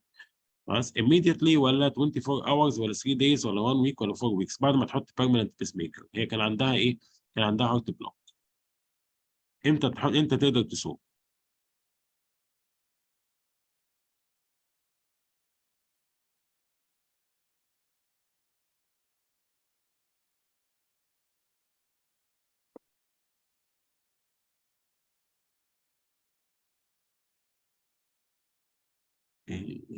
immediately بعد ما تحط البيس ميكر. دي سي اي سي اي اي. الناس كلها متلخبطه، انا هنقي بقى نشوف واحد اثنين. دي الناس معظمها مع الدي. طب نشوف الاجابات دي. 1 ويك. 1 ويك تمام، يعني بعد اسبوع تقدر تسوق. دي الديفلا ريجوليشنز. تمام. الديفلا ريجوليشنز. ادي موضوع البيس ميكر اهو. تعال ادي موضوع البيس ميكر انسيرشن 1 ويك اوف درايف. تمام. طيب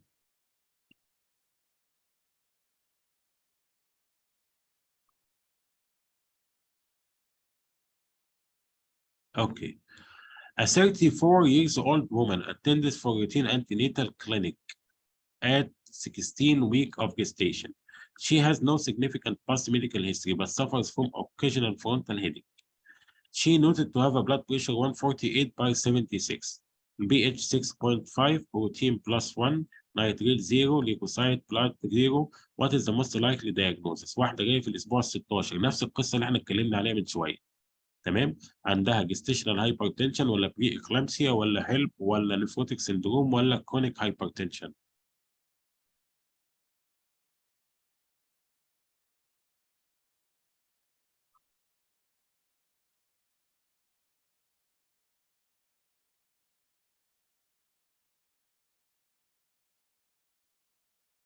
طيب الناس كلها برضه رايحه في الاتجاه دي، في اتجاه ايه.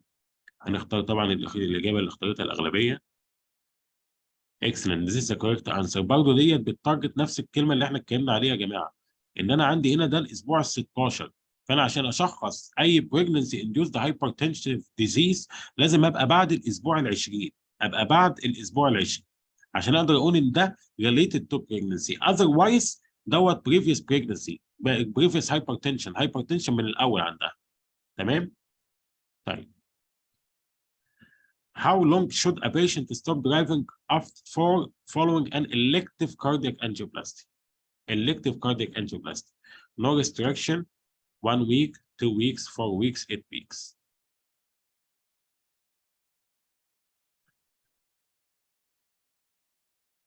محمد اسماعيل عبد الوهاب موسيقار الاجيال.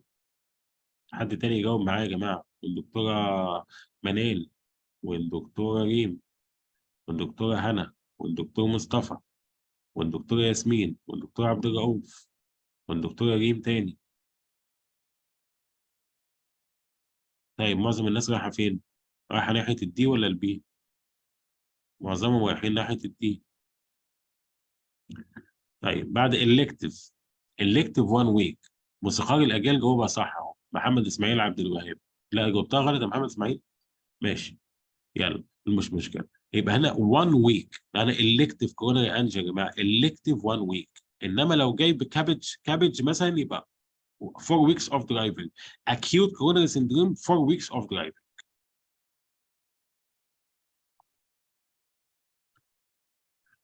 A 66 years old man attends his general practitioner for routine health check. During the consultation, his blood pressure is noted to be 152 by 86 millimeter mercury.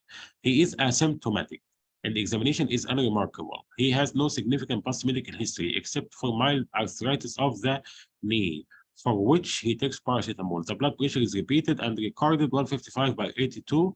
What should be done next? Ambulatory blood pressure monitoring, commence amlodipine, commence ramipril, recheck in clinic after 1 week, recheck after later today with the nurse.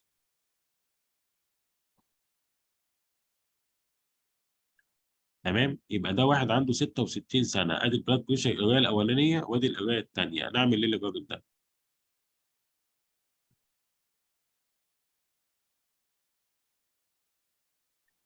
دكتوره منال والدكتور عبد الرؤوف والدكتوره ريم والدكتور محمد اسماعيل موسيقار الاجيال عبد الوهاب.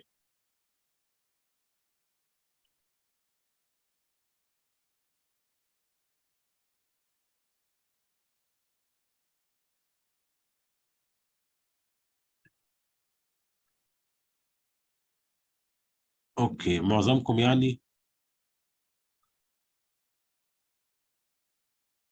الناس بين ايه وبي محتارين. طيب معظم الناس مختاره بي، كومنتس املوديبين، ده عنده 66 سنه. امبلاتري بلاد بريشر مونيتورنج يا جماعه، امبلاتري بلاد بريشر مونيتورنج. تمام. احنا قلنا ان في برضه جايد لاينز بتاعت الناشونال انستيتيوت اوف كلينيكال اكسلنس، الجايد لاينز. تمام. هي هوريها لكم هنا اهي، بس هي ليها شكل افضل، تبع الالجوريزم بتاعها افضل. لو انا الضغط بتاعي، الضغط بتاعه ده اكتر من 135، تمام، اكتر من 135، الضغط بتاعه اكتر من 140 على 90 ولكن اقل من 180 على 120، بعمل له امبلاتري بلاد بريشر مونيتورنج او هوم بلاد بريشر مونيتورنج تو كونفيرم الدايجنوزس. دي الخطوه الاولانيه. كونفirmation اوف الدايجنوزس هنا هو الخطوه الاولانيه، واكوردنج تو الامبلاتري بلاد بريشر مونيتورنج والهوم بلاد بريشر مونيتورنج هاخد الايه؟ هبدا اكلاسيفاي البيشنت بتاعي ده. تمام. القصه هنا مختلفه، الجايد لاينز بتاعه الناشونال انستيتيوت اوف كلينيكال اكسلنس مختلفه عن الكلام القديم. الكلام القديم ما كناش بنحتاج الامبلاتيف بلاد بريشر مونيتورنج عشان نشخص هايبرتنشن الا في الحالات اللي كانت ايه؟ ايكويفوكال. انما الوضع دلوقتي ان الامبلاتيف بلاد بريشر مونيتورنج والهوم بلاد بريشر مونيتورنج is an integral part of assessment to confirmation of a diagnosis of الهايبرتنشن. تمام. برضه هفتكر وهبعت لكم الجايد لاينز دي، انا كنت باعتها قبل كده برضه، PDF كنت بعته قبل كده. تمام. A 37 years old who is 30 week pregnant 38-week pregnant is an inpatient on the obstetric ward for the management of preeclampsia. Blood pressure is 172 by 1 by 11.4. تمام، millimeter mercury, and urine deficit shows proteinuria 3+. A decision has been made to start the magnesium sulfate therapy as she is deemed at risk of eclampsia. On the following options, one of the following option which is the most important parameter to monitor while patient is receiving magnesium. سؤال عظيم، سؤال عظيم. محمد اسماعيل موسيقار الاجيال، دكتوره مها والدكتوره منال والدكتور موسيقار الاجيال، عايزين اجابات ثانيه يا جماعه. والدكتوره هنا، هل بلاد شوجر ولا بالس ريت، ريفلكسز ولا ريسبيراتوري ريت، بلاد شوجر ولا ريسبيراتوري ريت، ريفلكسز بالس ريت، جلاس كوما سكيل وبالس ريت. معظم كل الناس اختارت الاجابه بي. تمام، وهي دي الاجابه الصح. طيب في حاله لو حصل توكسيستي اوف المغنيسيوم سلفيت، حد مين الانتي دوت بتاعته؟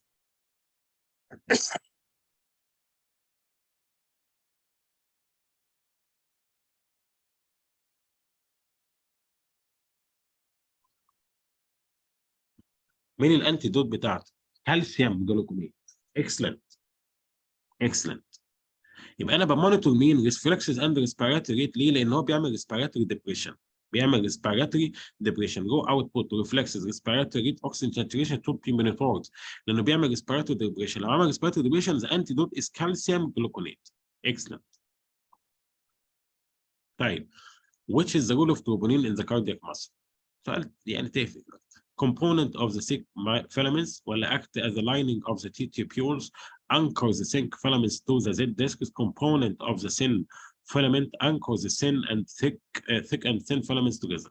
سؤال تافه يعني. يلا يا دكتور مصطفى. الدكتورة مها.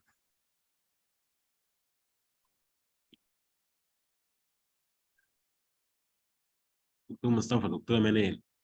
كلهم قالوا components of the thin filaments. تمام، ودي الإجابة الصح. excellent. طيب a 64 years old man is reviewed in the cardiology clinic.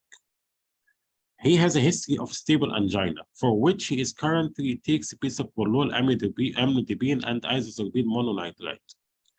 Despite this, he continues to experience chest pain on exertion. As far as the discussion, the cardiologist decided to offer a patient a trial of nicorandil. He explains the side effect profile of the drug to the patient, including its ability to cause ulceration of the GI. ده السيناريو اللي قلت لحضراتكم عليه في السؤال اللي فات. Where might the ulceration this occur? Anywhere along the GI, lower GI, mouth, esophagus, stomach, duodenum, upper GI. السؤال ده اللي قلت عليه حضرتك قدام. دكتورة مها.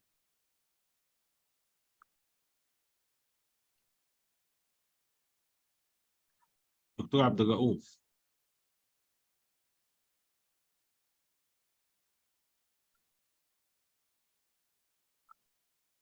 دكتور مصطفى. دكتورة منال. طيب الناس هنا قالت anywhere، معظم الناس anywhere this is the correct answer. لأن احنا قلنا الحتة ديت في الأول، قلنا إن الميوكوز جي اي including anal ulceration anyway في الجي اي في النيكوراندين. خلي بالك السيناريو ده ممكن يجي بالعكس، يعني ممكن يجي لك يكلم لك عن بيشنت عنده جاستريك ulcerations، عملنا له اندوسكوبي وقصه كده طويله عريضه في الاخر عشان يسالك عن نيكوراندين. Which one of the following statement is not correct regarding hypertension in pregnancy؟ طبعا احنا اتهرينا hypertension in pregnancy النهارده، بس ده من الاسئله المهمه. Increase above the booking reading of 30 mm mercury systolic or 15 mm mercury diastolic suggests hypertension. Preeclampsia occurs on around 5% of pregnancy. Urine dipstick showing protein plus is consistent with gestational hypertension. A rise in the blood pressure before 20 weeks suggests pre-existing hypertension. With gestational hypertension, the blood pressure rises in the second half of pregnancy. سؤال حلو. Excellent مصطفى. اكسلنت دكتور مصطفى صديقي. ومحمد اسماعيل عبد الوهاب، موسيقار الاجيال، راجع نفسك.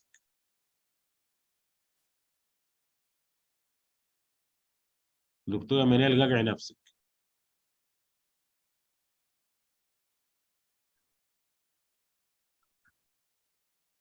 اوكي، عشان احنا عدنا وزدنا في الحته دي كتير. اكسلنت دكتوره مها. اكسلنت. اوكي، most of the people اختاروا الاجابه دي. اوكي، urine dipstick shows protein is consistent with gestational hypertension is not correct. خلي بالك هنا الاجابه ايه؟ not correct. ما كل دول صح يا جماعه، كل دول صح. انت فاهم؟ انما هنا بيقول لك ايه؟ نوت كوريكت. خلي بالك من ان انت تتخدع في الحته بتاعت الاسئله دي. تمام؟ از نوت كوريكت. دي صح. ان rise in blood pressure before 20 weeks suggests pre-existing. وان الجستيشنال hypertension in the blood pressure rises in the second half of pregnancy. والانكريز above دي كذا، والبريكلامسيا كذا. تمام؟ انما دي هي اللي ايه؟ ان يورين ديبستيك شوز بروتين بوزيتيف جستيشنال هايبرتنشن، لا ده بيبقى بوزيتيف، بيبقى بري اكلامسيا. صح؟ دكتور عبد الرؤوف تاني مره يتلخبط في الحته بتاعت نوت دي. تمام؟ ماشي. A 72 years old man is started on amlodipine for hypertension. He has no other past medical history of note and routine bloods, including fasting glucose and ECG was normal. What should his target blood pressure to be once on treatment؟ يعني ده عنده 72 سنه. التارجت بلاد بريشر بتاعنا كام بقى؟ 130 على 80 ولا 140 على 80؟ 130 باي 80، 140 باي 80، 140 باي 85، 140 باي 90، 150 باي 90. عنده 72 سنة. دكتور عبد الرؤوف ايه؟ بص، عملنا دي. دكتور محمد اسماعيل دي. طيب، دكتورة مها قالت كلام تاني مختلف. طيب احنا معلش، احنا بنروح مع رأي الأغلبية، وبعدين الناس بتتعلم من خطأها أو بإجابتها. هي دي الإجابة الصح، إن هو 140 دوت. تمام، 72 years old. برضه هبعت لحضراتكم الجايد لاينز اللي مكتوب فيها التارجتس بتوعك. تمام، اللي مكتوب فيها التارجتس بتاعتك في الجايد لاينز. ماشي. ان انت لو عندك واحد الاقل من اهو age less than 80 140 by 90، age above 80 150 by 90. طيب، a 17 years old man is taken to the emergency department due to alcohol intoxication. On examination, he is noted to be tachycardic at a rate of 140.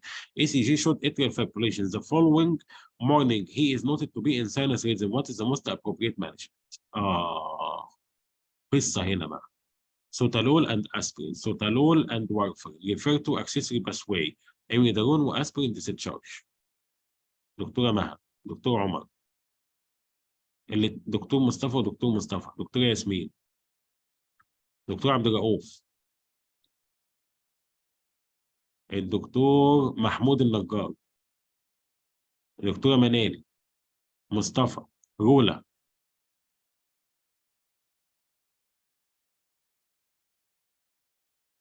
طيب، معظم الناس اختارت الإجابة دي، وهي دي الإجابة الصح. خلاص، ليه؟ لأن ده بنسموها هوليداي هارت سندروم. هوليداي هارت سندروم. No specific treatment is required. The supraventricular tachycardia secondary to alcohol intake, acute alcohol intoxication. تمام، بنسموها هوليداي هارت سندروم. اللي مصطفى قبل كده سألنا عليها، مصطفى، الدكتور مصطفى من العراق سألنا عليها قبل كده. Which one of the following statement regarding warfarin is correct؟ صح يا دكتور مصطفى. Which one of the following statement regarding warfarin is correct؟ Warfarin can be used when breastfeeding. Hypothyroidism may develop in a small minority of patients. Aortic processes generally require a higher INR than mitral. The target INR following pulmonary embolism is 3.5. All patients with INR of greater than 6 should be given vitamin K. دكتور محمد اسماعيل، موسيقار الأجيال، دكتورة ياسمين، دكتورة مها، دكتور عبد الرؤوف السعداوي،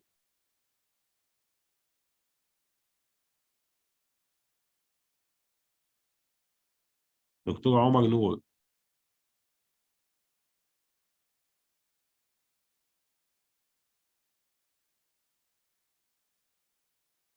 is correct. اوكي. دكتور ريم، دكتور ريم جمال.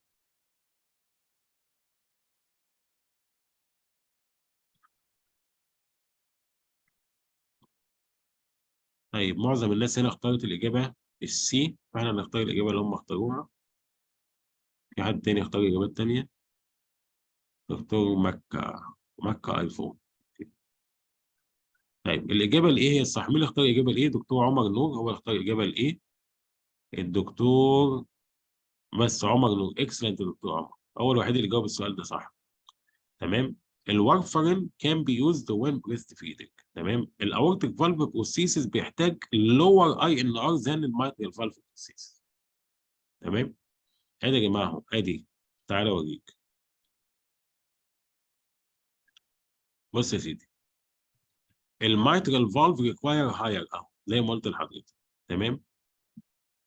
ماشي. في البيشنت بتاع البلمونري امبوليزم او الفينس رومبو امبوليزم بشكل عام، تارجت اي ان ار از 2.3، لو ريكارنت 2.5، لو ريكارنت 3.5، اتريال فايبريليشن 2.5. تمام. خلي بالكم من الحاجات الصغيره دي يا اصدقائي. A 72 years old woman present with a rapid access neurology clinic 5 days after self-resolving episode of weakness and sensory disturbance. كان عندها TIA يعني. She is diagnosed as having had a TIA and is started on combined antiplatelet including modified release dipyridamole. Which one of the following best prescribes the mechanism of this action?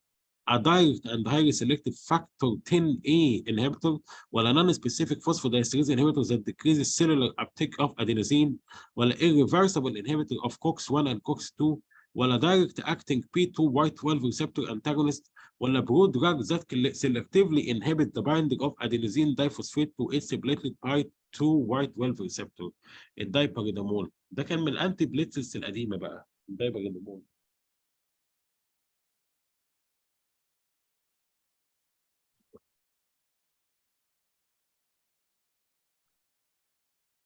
الناس ما يختار لسه ما اختارتش اجابات.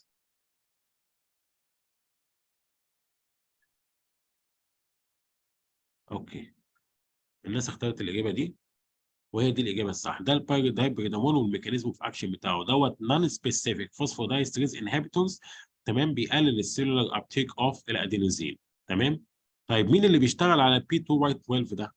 مين اللي بيشتغل على البي 2 واي 12 برو دراج بيشتغل عليهم؟ الكلوبيدوجريل. خلي بالكم من الحاجات دي. طيب مين اللي بيشتغل على الفاكتور 10 اي انهبيتور هايلي سيلكتيف فاكتور 10 اي انهبيتور؟ مين؟ الدابيجاترين. تمام او سوري الدوكس يعني. طيب خلينا نخش على اللي بعده. A 79 years old female presents with a low risk chest pain clinic with an intermittent substernal pain. The pain typically comes on with exertion and improves with rest. A trial of GTN has been given to her by her general practitioner which help. يعني اعطاها مين؟ اعطاها GTN. She is non ex-smoker of 30 packs per year. She has no diabetes, hyperlipidemia, hypertension, and no family history of coronary artery disease. On examination, her observations are stable and auscultations of her chest, her first heart sound are audible with no added sounds, and her lungs are clear, which is the most important investigation to pursue given her risk of coronary artery disease. هل نعمل لها CT contrast coronary CT angiography ولا invasive coronary angiography ولا stress test ECG myocardial perfusion scintigraphy ولا no varsal test؟ نعمل ايه للست دي؟ عندها 80 سنه. تمام. كل الهيستوري السيجنفيكانت اللي عندها ان هي عندها هيستوري اوف سموكينج. كانت اكس سموكر يعني. تمام. طيب هل نعمل لها سي تي ولا انفيزيف ولا سيت ستريس اي سي جي ولا مايوكارديال برفيوجن ولا نو فيرذر انفستيجيشنز؟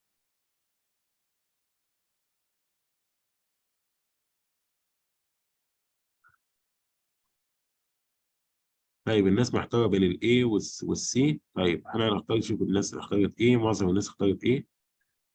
تمام دي الصح. كونتراست انديوس. كونتراست انديوس ديت ستيبل تشيست بين. اوكي. فبالتالي نقدر الناس اعمل لهم ايه؟ كونتراست انهانسد كورونري انجيوجرافي. بص انا هشرح لك من وجهه نظر مختلفه شويه القصه دي.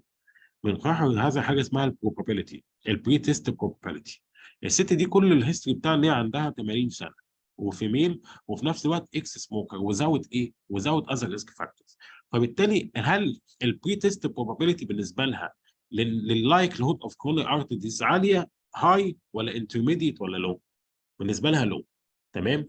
ف التيست اوف تشويس هنا انا ما اقدرش اعرض الست دي مثلا ان هي تدخل ايه؟ تدخل تعمل كورونري انجيوجرافي. ليه؟ لان الريسك اوف الكومبليكيشنز بتاع الكورونري انجيوجرافي فيها اعلى من الريسك اوف ايه؟ الريسك اوف بنفيت بالنسبه لها. تمام. انما بعمل لها ايه؟ بختار لها حاجه نون انفيسيف زي مين؟ زي كونتراست انهانسد كورونري سيتي انجيوجرافي.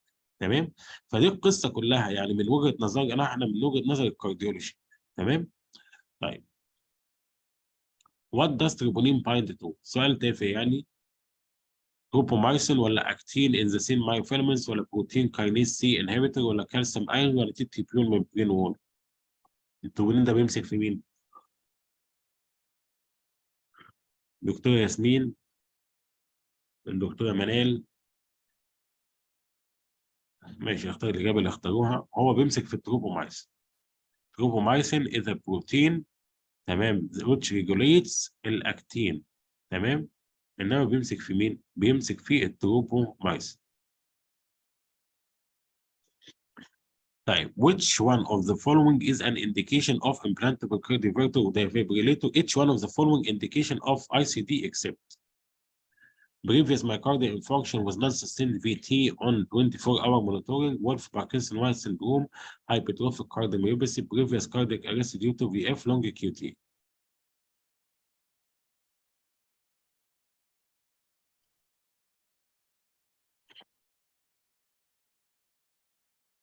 امال الولف باركنسون واين ده بعمل له ايه يا محمد يا اسماعيل عبد الوهاب يا موسيقار الاجيال؟ الولف باركنسون واين بعمل له ايه يا دكتور نجار؟ ابليشن. اكسلنت ده ديفينيتيف تريتمنت، راديو فريكونسي ابليشن. يبقى الاجابه هنا الصح بتاعتكم وولف باركنسون واين. صح، احسنت. A 62 years old man is referred for the emergency department with a pulse of 40 beats per minute. Which one of the following factors carries the least risk factor of asystole? اوكي، ايه هي الحاجات اللي هي carries the least risk of asystole؟ ventricular pause of 5 seconds ولا recent asystole ولا complete heart block with narrow complex ولا موبتس 2 ولا complete heart block with a broad complex tachycardia؟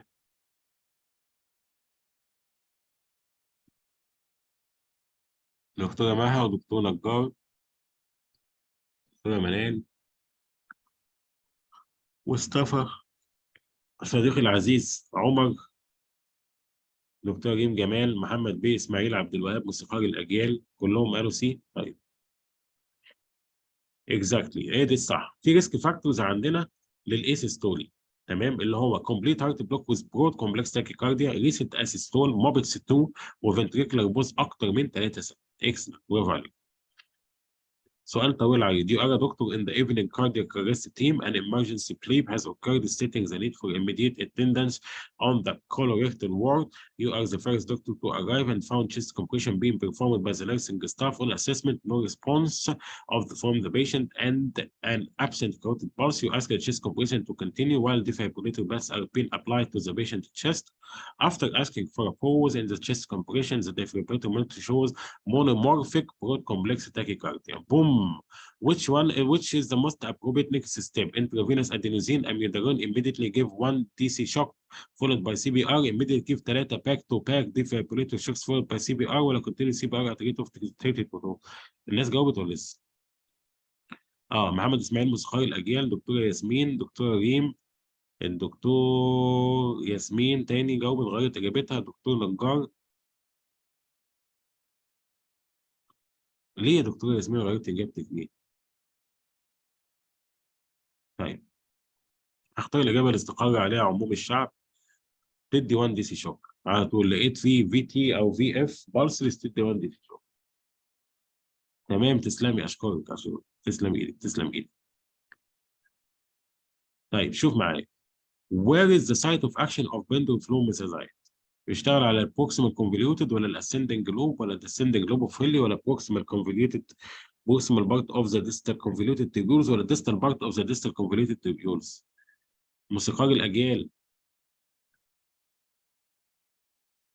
تمام، اخترتم الاجابه دي. اوكي، ده بروكسيمال بارت اوف ذا ديستال كونفوليوتد تيبيول بالظبط. القصه بقى بتاعت الدايوريتكس لازم تبقى عارف السايت اوف اكشن بتاعهم ايه، لان بتيجي اسئله كتير في الحتت دي.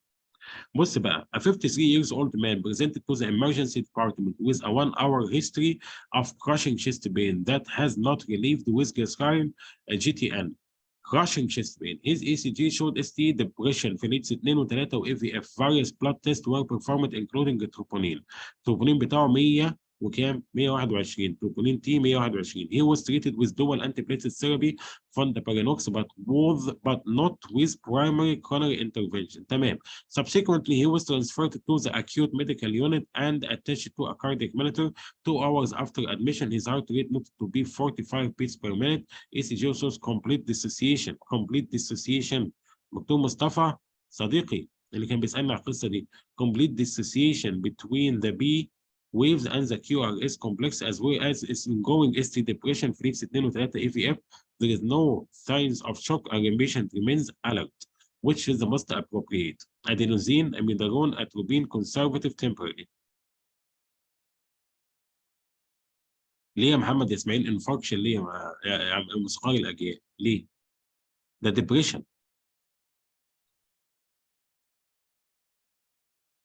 طيب خلي بالك من حاجه هنا، احط لك بقى الكيورد بتاعت السؤال اهو.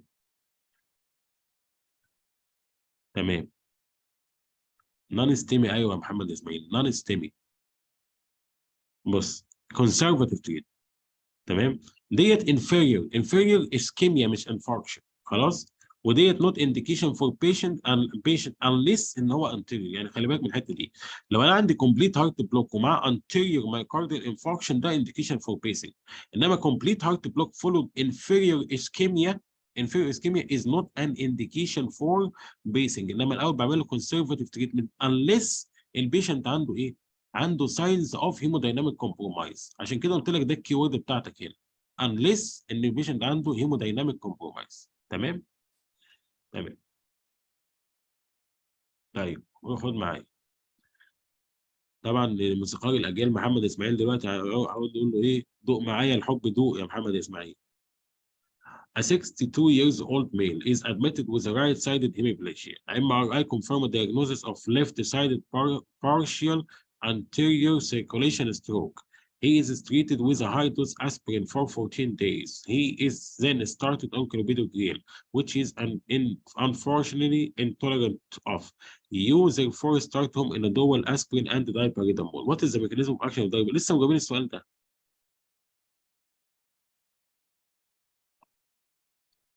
دكتورة مها أحسنتي. الدكتورة مها يعني هديها جايزة الأرنب الشجاع. ليه؟ أرنب بسرعة. خلاص، الأرنب الشجاع، برافو عليك.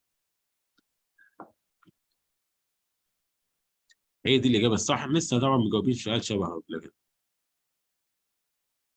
طيب a symptom limited treatment test exercise test is often done before discharge after a STEMI. Which of the following parameters at exercise testing most strongly indicate a good prognosis in the medical world؟ يعني العيان اللي هو عنده ستيمي، تمام، بعمل له اكسرسايز ليميت، سيمتوم ليميتد تريتمنت اكسرسايز. مين بقى موست من الحاجات اللي قدام حضرتك دي، البارامترز دي، موست سترونجلي انديكيت ا جود بروجنوزيس؟ رقم واحد absence of ST depression. رقم اثنين البرسنتج predicted of maximal heart rate achieved. الابسنس of ventricular arrhythmia. الابسنس of chest pain above average exercise capacity. كلهم قلتوا بيه؟ ايه ده؟ في ناس بتغير كلام ولا ايه؟ above average exercise capacity. اوكي، يبقى انا عندي دلوقتي في اجابتين ايه وثلاث اجابات، اربع اجابات بي. خلاص، فانا هختار ايه؟ وهي دي اجابه السؤال اللي قبله. طيب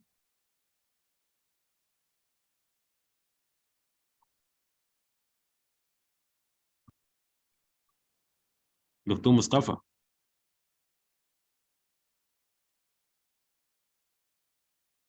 طيب احنا عندنا في ثلاثه اختاروا بي واثنين اختاروا اي. اوكي،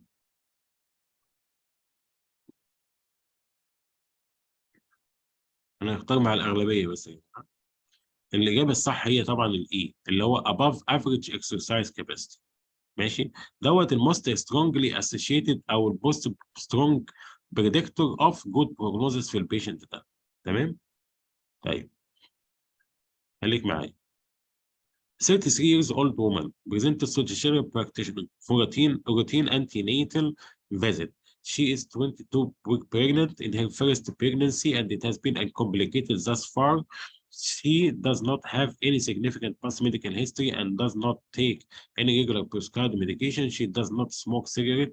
Blood pressure 148 by 92. This is confirmed.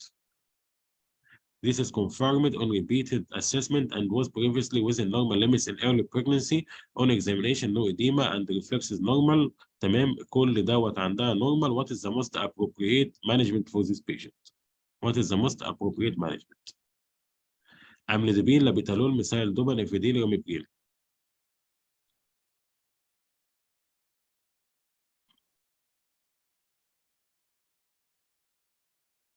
كملوا يا جماعه الاجابات.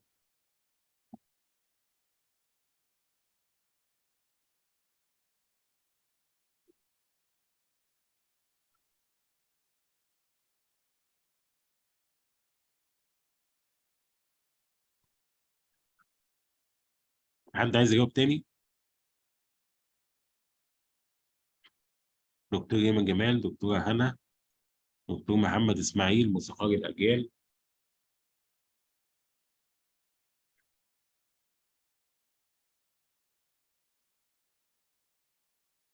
ولغايه دلوقتي الناس المختاره سي اكتر. وات از ذا موست ابروبريت.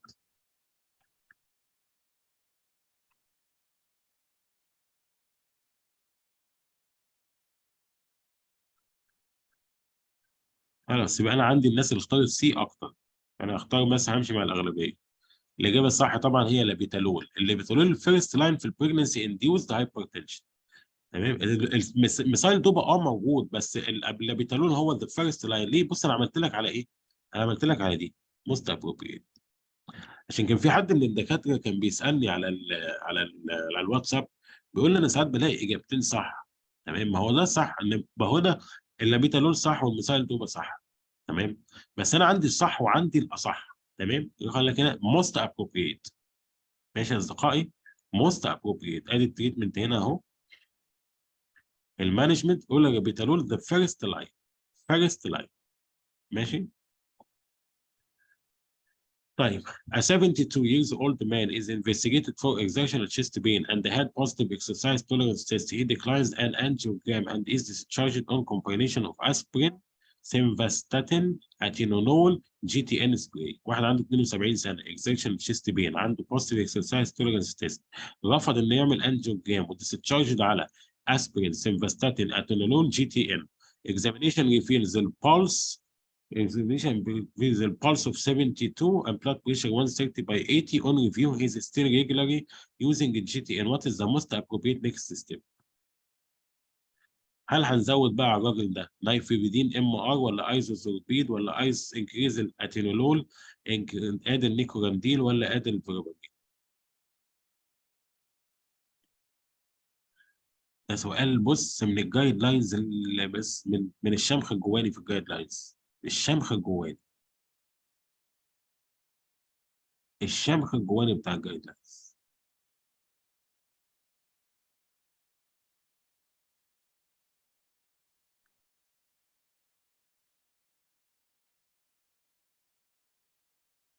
ولا يا دكتوره مها يعني انت سوبر ستار النهارده الصراحه. سوبر ستار. دكتور ياسمين، دكتور محمد اسماعيل، دكتور هنا. مختارين ايه؟ محمد اسماعيل وهنا مختارين دي، ودكتورة ياسمين مختارة البي، ودكتورة مها اختارت السي، دكتورة ريم اختارت البي. في جايد لاينز للموضوع ده يا شباب. تمام، اسمحوا لي بس انا همشي مع رأي الدكتورة مها، ولو طلعنا غلط يبقى نطلع احنا الاثنين غلط. انكريز الدوز اوف الاتينول. تمام، ده في الجايد لاينز احنا كاتبين الحته ديت في النوتس بتاعتنا. تمام، احنا كاتبين قلنا، او دي الجايد لاينز انا مش كاتبها، انا يعني حاولت اعمل لها فورموليشن تبقى مناسبه للناس. انت البيز لاين عندك، البيز لاين بص حضرتك، البيز لاين اسبرين وستاتين. بعدين بتبدا تضيف ايه؟ يا بيتا بلوكر يا كالسيوم تشانل بلوكر اكوردنج تو الكوموربيديتيز اللي موجوده والانديكيشنز اللي موجوده. لو بتضيف بيتا بلوكر، اول خطوه ليك ان لو البيشنت از ستيل سيمتوماتيك ان انت تزود البيتا بلوكر. ولو بتضيف كالسيوم شانل بلوكر، اول خطوه بالنسبه لك انت تزود الكالسيوم شانل بلوكر لايه؟ للماكسيمم توليريتد دوز. طب لو حصل فيلير تبدا تاد اون على البيتا بلوكر، تحط كالسيوم شانل بلوكر، ولو كالسيوم شانل بلوكر تحط ايه؟ تحط بيتا بلوكر، بروفايدد ذات ان الاثنين ما يبقوش ريت ليميتد. يعني لو حاطط بيتا بلوكر اوف البيتا بلوكر يبقى تحط معاه نون ريت ليميتنج كالسيوم شانل بلوكر اللي هو زي النايفيبيدين. بعد كده بقى ما نفعش، هتبدا تزود ايه؟ هتبدا تزود نيكورانديل او ايزوسوربيد مونونايتريت. تمام، وتبدا تارنج فور ايه؟ فور كورونري انجو عشان البيشنت. فهمت؟ ماشي. Which of the following clinical signs would best indicate severe calcific aortic الله على السؤال. Loudness of المرمى. Loud second heart murmur. Radiation to carotids. Hypertension. Displaced apex beat. Which one of the following clinical signs would best indicate severe calcific aortic stenosis? Loudness of المرمى. Loud second. Radiation to carotid. Hypertension. Displaced apex.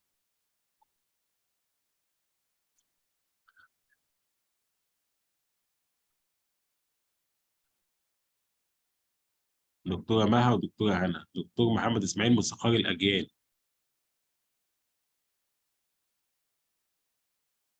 تمام. اخترت الإجابة دي كلكم؟ أوكي. displaced epic هي الإجابة الصح، لأن displaced epic معناها إن في left ventricular dilatation ودوت سيفير، بيبقى كده سيفير disease. تمام. each one of the following may cause secondary hypertension except بيتا ductus arteriosus Cushing Liddles T 11 بيتا hydroxylase deficiency combined over contraceptive pills.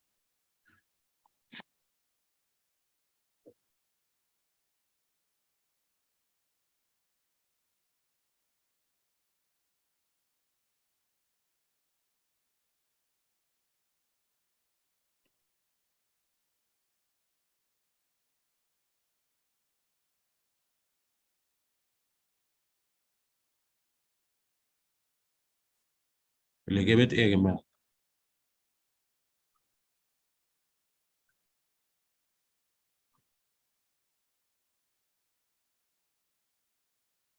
طيب أنا بقى عندي معظم الناس اختارت السي عشان ما نضيعش الوقت. الإجابة الصح هي البيتا ductus arteriosus. تمام، إجابة منطقية وبديهية. البيتا ductus arteriosus واصلة بين الأورطة والبلمونري، فبالتالي حتى لو في بريشر عالي في الأورطة فهيتفرغ في البلمونري. تمام؟ ماشي يا زخار. المهم، نيبوليسين انهبيتور، حلو السؤال ده. ساكوبيترول in combination with IRP valsartan has been shown to reduce mortality وبيقلل الهوسبيتاليزيشن and improve symptoms in comparison with enalapril in the treatment of heart failure with reduced ejection fraction. What is the mechanism of action of الدواء ده؟ improve myocardial contraction, prevent degradation of a natriuretic peptide أو reduce the heart rate, multiple inhibition of renin angiotensin aldosterone ولا inhibition of the vasopressin therefore promoting diuresis. الساكوبيترول اللي هو الانتريستو ده بيعمل ايه؟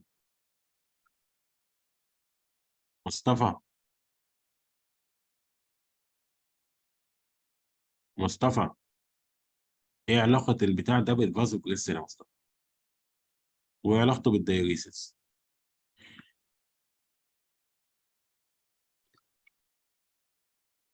محمد اسماعيل، ايه علاقته بالهارت ريت؟ ما بحبش علامة الاستفهام، اللي يجاوب إجابة يبقى متأكد منها. حتى لو مش متأكد منها ما تحطش علامة استفهام، ما تديش عن نفسك انطباع إن أنت ضعيف. حتى لو كنت ضعيف أو مش متأكد ادي للي قدامك انطباع إن أنت قوي وإن أنت واثق من نفسك. دكتورة منال ودكتورة ياسمين بي وبي. دكتورة مها قالت دي. الدكتور محمد اسماعيل قال سي.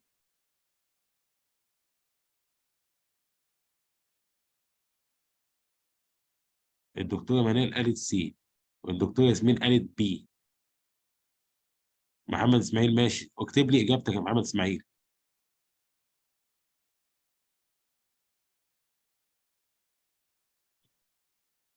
دكتوره جندي، انا ما عنديش معلومه مؤكده ماشي خلاص، قول امتنع عن الاجابه زي القذافي كده، امتنع عن التصويت. طيب، ايه وايه وايه وايه كله كده. بي ديو تو اي ان بي وبي ان بي. ماشي. بي ديو تو، خلاص احنا معظم الناس اللي كاتبه ما تختار الاجابه البي، فاحنا نختار الاجابه البي على اختيار الاغلبيه.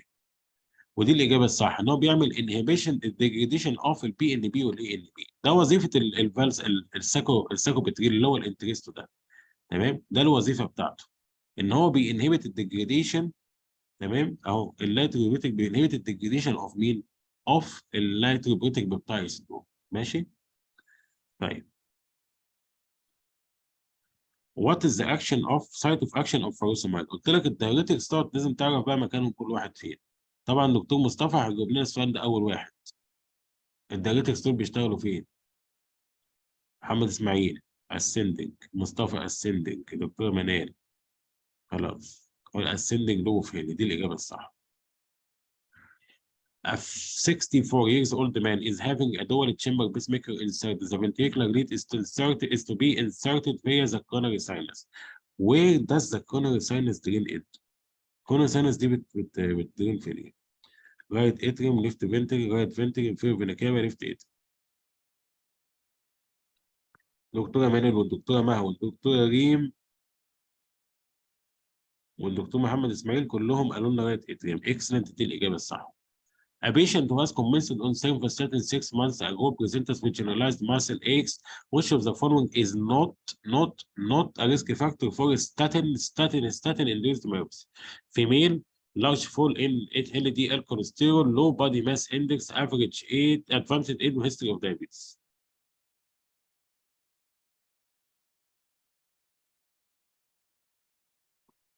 دكتور هنا ودكتور اسماعيل.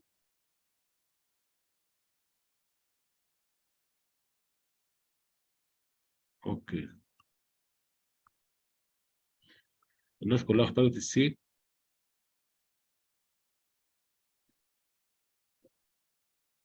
large fall in LDL cholesterol. يعني بص الريسك فاكتورز بتاعت الستاتين انديوزد مايوبسي اهو. Risk factors of myopathy include advanced age, female sex, low body mass index, presence of multi-system disease زي الدايابيتس. تمام، دي ريسك فاكتورز بتوعنا. خلاص، تعالى شوف هنا. قال لك ايه؟ فيميل، هو قال لك نوت، يبقى فيميل معانا، لو بادي ماس انdex، كل ده معانا ما عدا مين؟ ما عدا اللارج فول ان ال دي ال كوليسترول. تمام؟ صح يا دكتور عمر، صح يا دكتور مصطفى. A 31 years old woman of Malaysian origin present with headache, malaise, joint pains for the past few months. She has also experienced pain in the calves after walking on a significant distance. واحدة عندها 31 سنة من ماليزيا، عندها كاف بين لما تمشي شوية. On examination, her pulse is 78 and blood pressure in the left arm is noted to be 154. تمام. due to this 154 by 98 due to the wrist reading it's measured in the right arm. It's found in يعني في فرق بين الرايت arm والليفت arm قد ايه؟ تمام. 132 by 80. An early diastolic murmur is noted in the aortic area and PRV is headed to the carotid. On examination, respiratory system unremarkable. What is the most likely diagnosis? هل الست دي عندها coarctation of aorta؟ الكلمة دي مهمة جدا. أو coarctation of aorta ولا subclavian ولا تكياس ولا برجرز ولا polyarteritis؟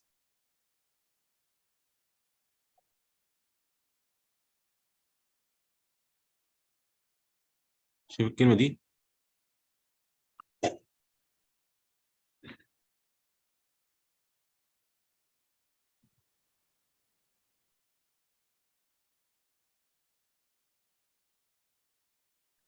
coarctation of aorta, supravalvular aortic stenosis, تكياس arteritis, برجرز، polyarteritis nodosa. بالنسبة للA والC.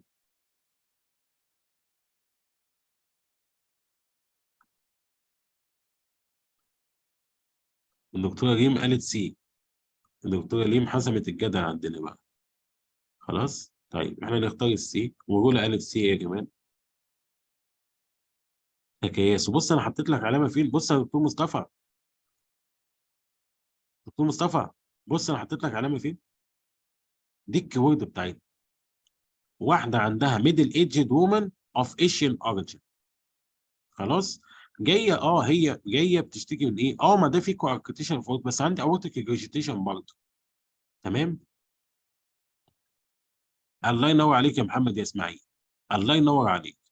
سيستميك مانيفستيشنز، هيدك، ماليز، جوينت بينز. هل الكواركتيشن هيبقى معاه هيدك وماليز وجوينت بينز؟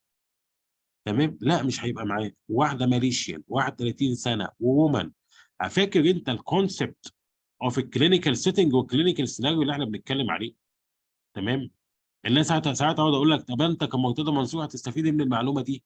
هستفيد ان ده الباترن اللي هيجي بيه الديزيز، ده السيتنج اللي هيجي بيه الديزيز، ده السيناريو اللي هيجي بيه الديزيز، ده الكواليس، ده الاحداث، ده الابطال المساعده، دول الكومبارس اللي بيجوا حوالين البطل الاساسي. هو انا بقعد اتعب قلبي في الكلام دوت؟ ماشي يا مصطفى، احسنت يا حبيبي، برافو عليك. هو انا بقعد اتعب نفسي الكلام ده كله عبثا يعني؟ عشان اكونسوليديت في دماغ حضرتك الفكره دي، فكره الكلينيكال سيتنج والكلينيكال كونتكست. عارف، لو مش حاطط لك ان هي 31 سنه ولا ماليزيا ولا حاطط لك، طب انا هقول لك على حاجه. لو جينا قلنا 31 سنه وومن، ومش هنشيل كلمه ماليزيان دي، مش هنجيب الاسينيتي بتاعها، وهنقول الست ديت طول، هنقول ان هي طول، والارم سبان بتاعتها اكبر من البادي هايت، تمام، من الهايت بتاعها، وعندها هاي ارشد بالانس. اتقلبت دي ايه؟ اتقلب السيناريو ده ايه يا جماعه؟ مرفن. بالظبط يا محمد اسماعيل، برافو عليك. تمام. طب انا لو جبت لك السؤال دوت وقلت لك ان الست ديت، تمام، او جايب لك اي حاجه بقى، واحد عنده هيستوري اوف هايبرتنشن مثلا، واحد عنده هيستوري اوف هايبرتنشن وجاي بيشتكي من تيرنج شيست بين، او بيشتكي من تيرنج شيست بين راديتنج تو ذا باك، وكملت لك بقيه السيناريو، كلمه تيرنج دي لوحدها تخليك تفكر في مين؟ دايسكشن. احسنت يا محمد اسماعيل. طيب لو جبت لحضرتك شلت السيناريو ده كله، تمام، وقلت لحضرتك ان ايه؟ ان ان مثلا ال- الراجل دوت كان عنده هيستوري اوف مثلا ايه؟ اوف سيكشوالي ترانسميتد ديزيز مثلا قبل كده، هتفكر في ايه؟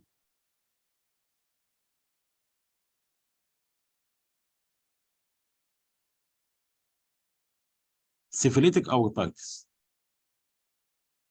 بالظبط، احسنت. احسنت. شفت بقى، احنا بنتكلم في الكيورد، الكلمه دي مع الكلمه اللي قالها لنا الموسيقار الاجيال محمد اسماعيل عبد الوهاب، لو انا عندي هيدك وماليز وجوينتس بين which are systemic manifestations، هي ايه؟ هي الكيورد بالنسبه لنا.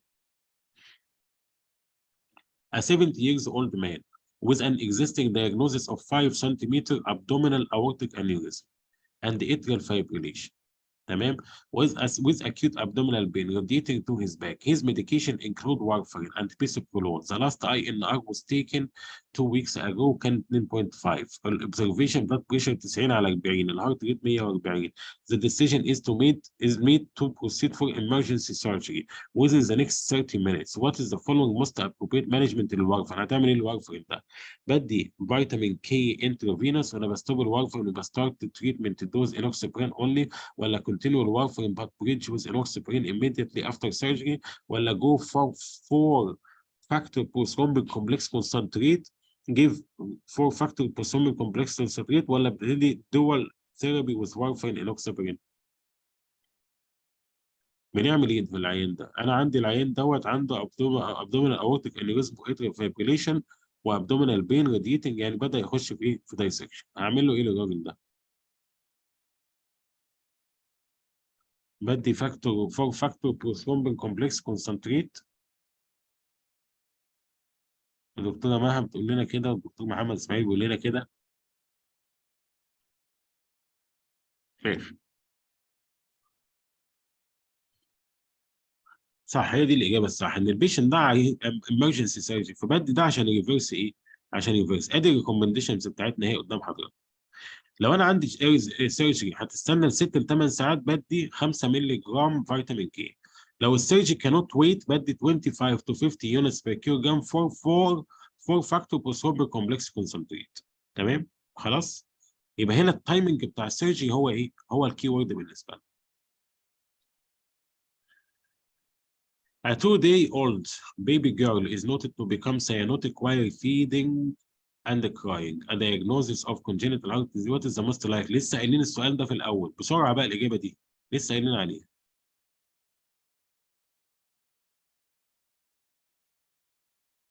يا محمد إسماعيل يا موسيقار الأجيال.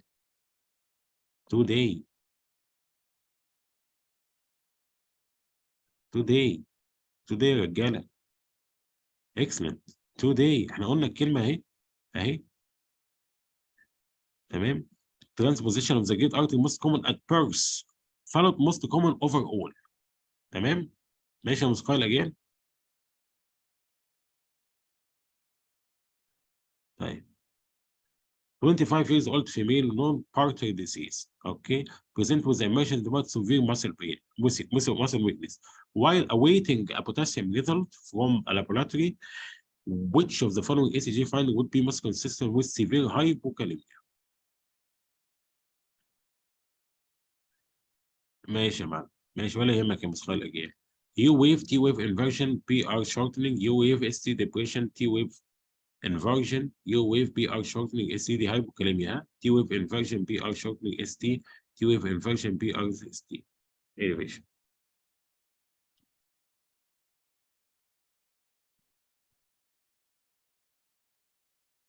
هايبوكاليميا بتبقى عكس الهايبركاليميا.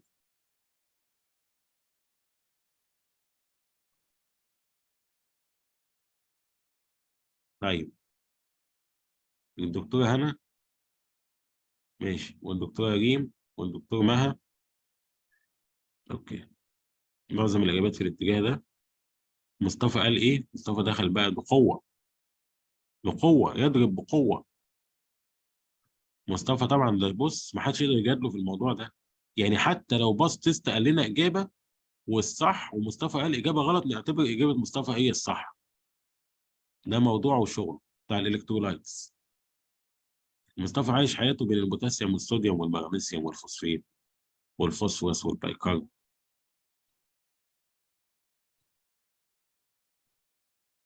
طيب انا عندي ثلاث اجابات، عندي اجابتين في ايه واجابتين في بي. حد يجاوبني اجابه ثالثه عشان يحسم الصراع ده. ده صراع دموي. الأولى قالت بي، ها خلاص هنروح ناحيه البي، يبقى هي دي الصح. خلاص، بس رغم كده احنا مصطفى هو الصح. ماشي. يو ويف واس تي ديبريشن وتي ويف انفرشن. قلت لك عكس مين؟ عكس مين؟ عكس الهايبوكاليميك، عكس الهايبوكاليميك. ماشي. طيب نخش اللي بعده. A 65 years old female is admitted with suspected infective exacerbation of COPD. On examination, she is dyspneic with a blood pressure of 112 على 868. Electrocardiogram shows an irregular narrow complex tachycardia with a rate of 130 beat per minute. At least three different beats of different morphology. A diagnosis of multifocal. What is the most appropriate? هتعمل ايه للمالتيفوكال؟ هتعمل ايه للمالتيفوكال يا محمد يا اسماعيل يا عبد الوهاب؟ مالتيفوكال. الناس كلها اختارت الإجابة دي، وأنا عارف هم اختاروها ليه. اكسلنت. ليه؟ ليه؟ مش حد اتنولول. ليه؟ عشان ايه؟ عشان suspected infective ايه؟ exacerbation. بالظبط. خلاص بندي كالسيوم شانل بلوكر ريت ليميتنج هو الفيرست لاين بالنسبه لي. 34 years old woman emergency surgery with ruptured ectopic pregnancy. She is receiving recovering in the ICU when her blood pressure suddenly rose وصل ل 210 170 and her heart rate 120 which of her regular medication is most likely to have caused the hypertensive crisis. سهل السؤال ده محمد اسماعيل. يا محمد يا اسماعيل. محمد. دكتور محمد اسماعيل. ماشي. مين اللي عمل هايبرتنسيف كرايسيس؟ كلوموفين ولا الفينلازين ولا السيرتالين ولا الليفون جريستول ولا الازموبريسول ولا الكلوموفين؟ ماشي، كل الناس جاوبت الإجابة إيه؟ السي. دي الإجابة الصح لأن ده مونو أمين أوكسيديز انهبيتور، ودوت بيزود الريسك أوف إيه؟ أوف الهايبرتنسيف كرايسيس. تمام؟ طيب. Which one of the following diuretics work by inhibiting transmembrane co-transporter protein؟ اندابامايد، ابليجينون، فوسامايد، اميلورايد وميليتول. مين من دول؟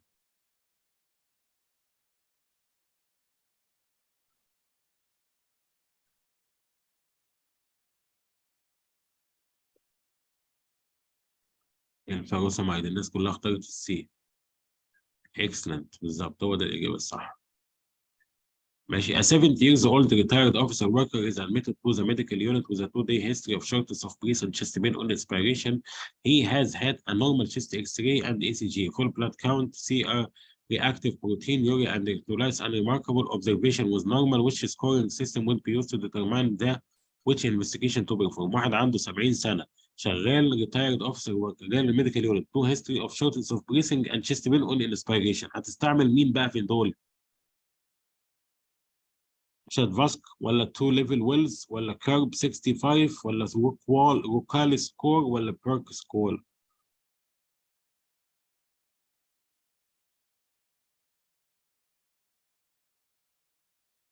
مين اللي جاوب بس يا جماعة؟ مين اللي جاوب لغايه دلوقتي؟ مصطفى بيحتار بين السي والبي. هعتبر اجابتنا غلط حتى لو واحده منهم صح. دكتوره مها قالت كارب سكور. على انهي اساس يا دكتوره مها؟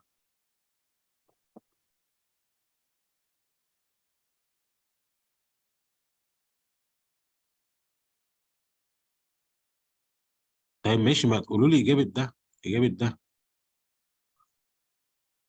هتعتمد على مين؟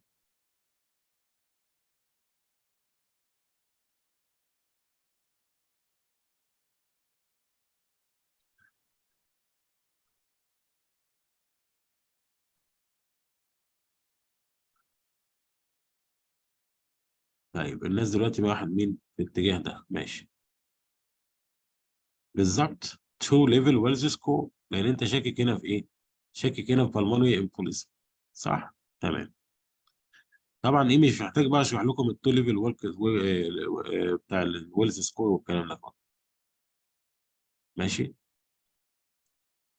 ده كده بقى لنا 3 ساعات صح؟ طيب.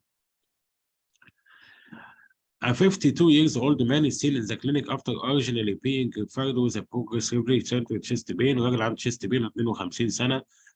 But base level investigation including ECG والبروبلين بتاعه normal. البين is exercise dependent which with it occurring when the patient carries out activities such as climbing stairs and resolves at rest. As such, the patient would started on was started on atenolol mid-milligram OD along with GTN spray and aspirin. On review, the patient still reports symptoms of chest pain and exertion despite of a good compliance. What alternation should be made in the management? الدكتورة مها جاوبتها لنا قبل كده. الدكتورة مها جاوبتها لنا قبل كده. صح، برافو عليك. نايفيديبين. نايفيديبين صح. طبعا مش هقعد نشرح بقى القصة دي تاني يعني. خلاص. Which one of the following is least associated with myocarditis? شاجاز ولا لايم ولا ليشمانيازيس كوكساكي توكسوبلازموزيس؟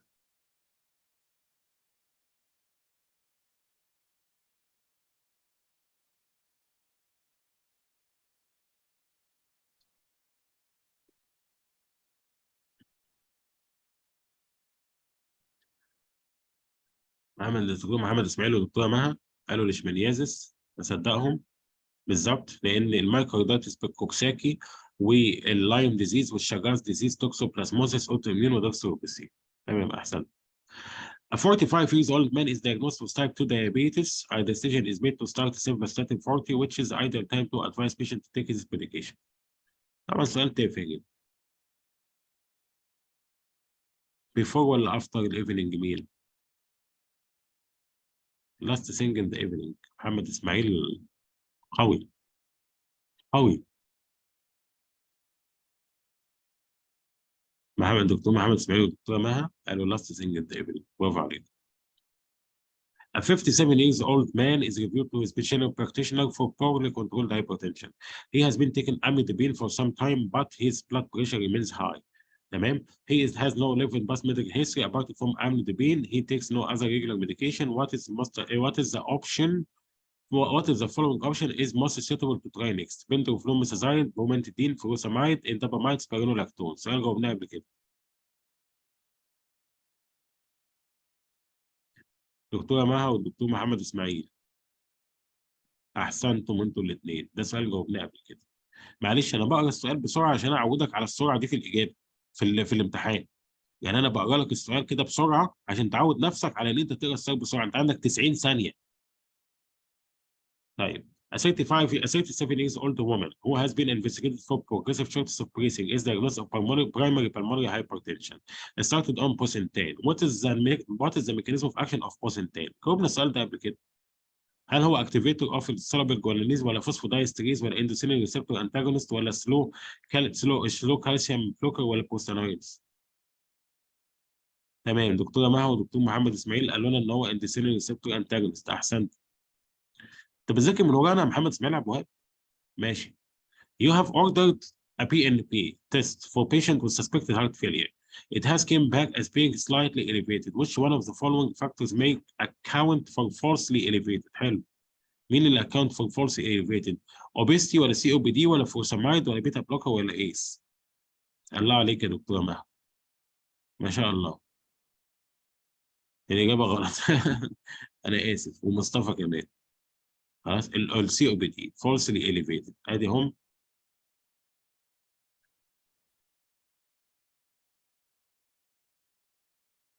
هبقى اجيب لكم الكوزز دي مكتوبه في النوتس عندنا. خلاص؟ طيب اللي بعده. ولا يهمك ولا يهمك، أحسن. A 72 years old man known to have a chronic kidney disease stage 4 admitted to an emergency department. Since yesterday, he has felt short of breath on exertion and has been coughing up blood. تمام. On examination tachycardia 110 with a normal chest examination, which is the most suitable initial imaging investigation to exclude pulmonary embolism. 72 سنة، سكي دي، خلي بالك ها. سلام. يا سلام على العظمة. يا سلام. شوف انا بحط عينك فين. شايف يا مصطفى حبيبي، شايف انا بحط عينك فين؟ الكي وورد اللي بتخلص السؤال. هل هعمل بالمونري انجيوجراف ولا ام ار اي ولا ايكو ولا سي تي بالمونري انجي ولا فينتيليشن برفيوجن؟ هنا هختار في كيو ميس اسكان. ليه؟ او فينتيليشن برفيوجن. ليه؟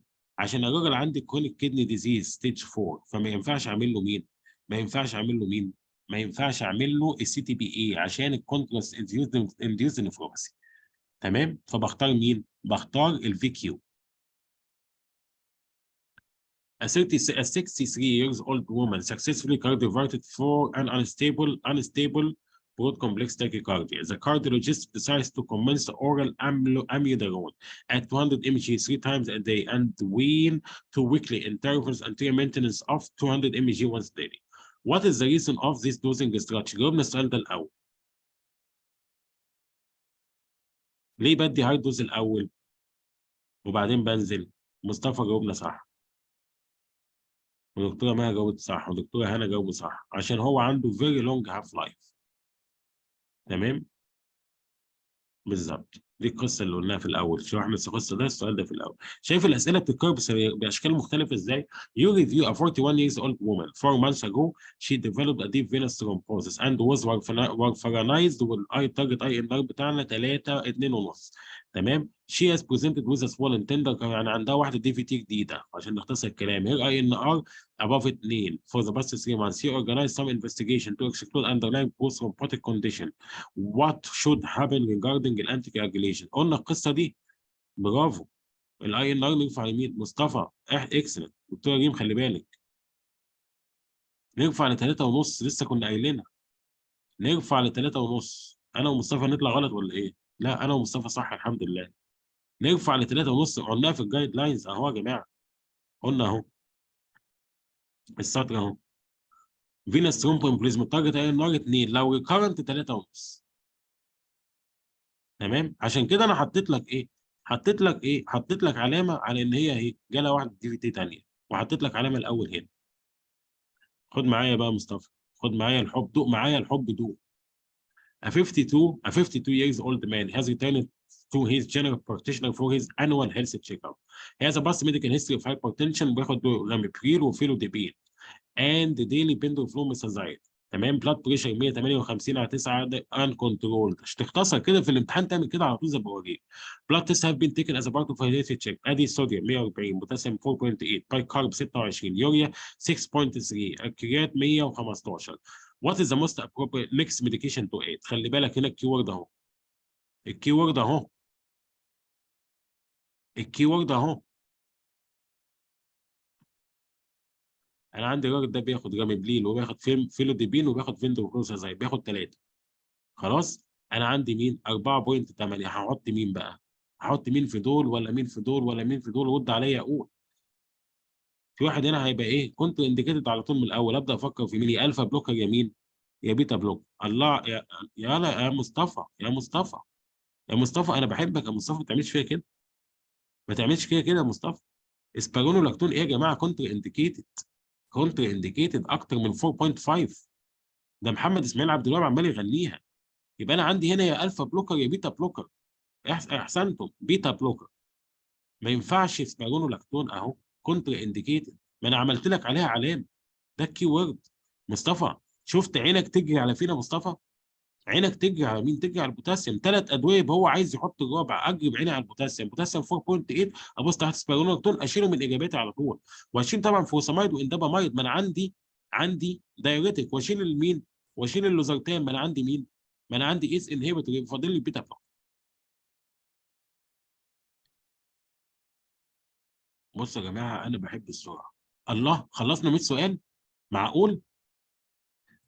طيب شفتوا بقى الحلاوه؟ خلصنا 100 سؤال. طب ده تتعلم منه ايه يا مصطفى؟ ان احنا خلصنا 100 سؤال في حوالي 3 ساعات و10 دقائق. يبقى معنى كده ان ده مش صعب يتعمل في الامتحان. لا احنا واحنا قاعدين عمالين نزهق ونضحك ونهزر ونعيد ونزيد ونشرح. خلصنا 100 سؤال في ايه؟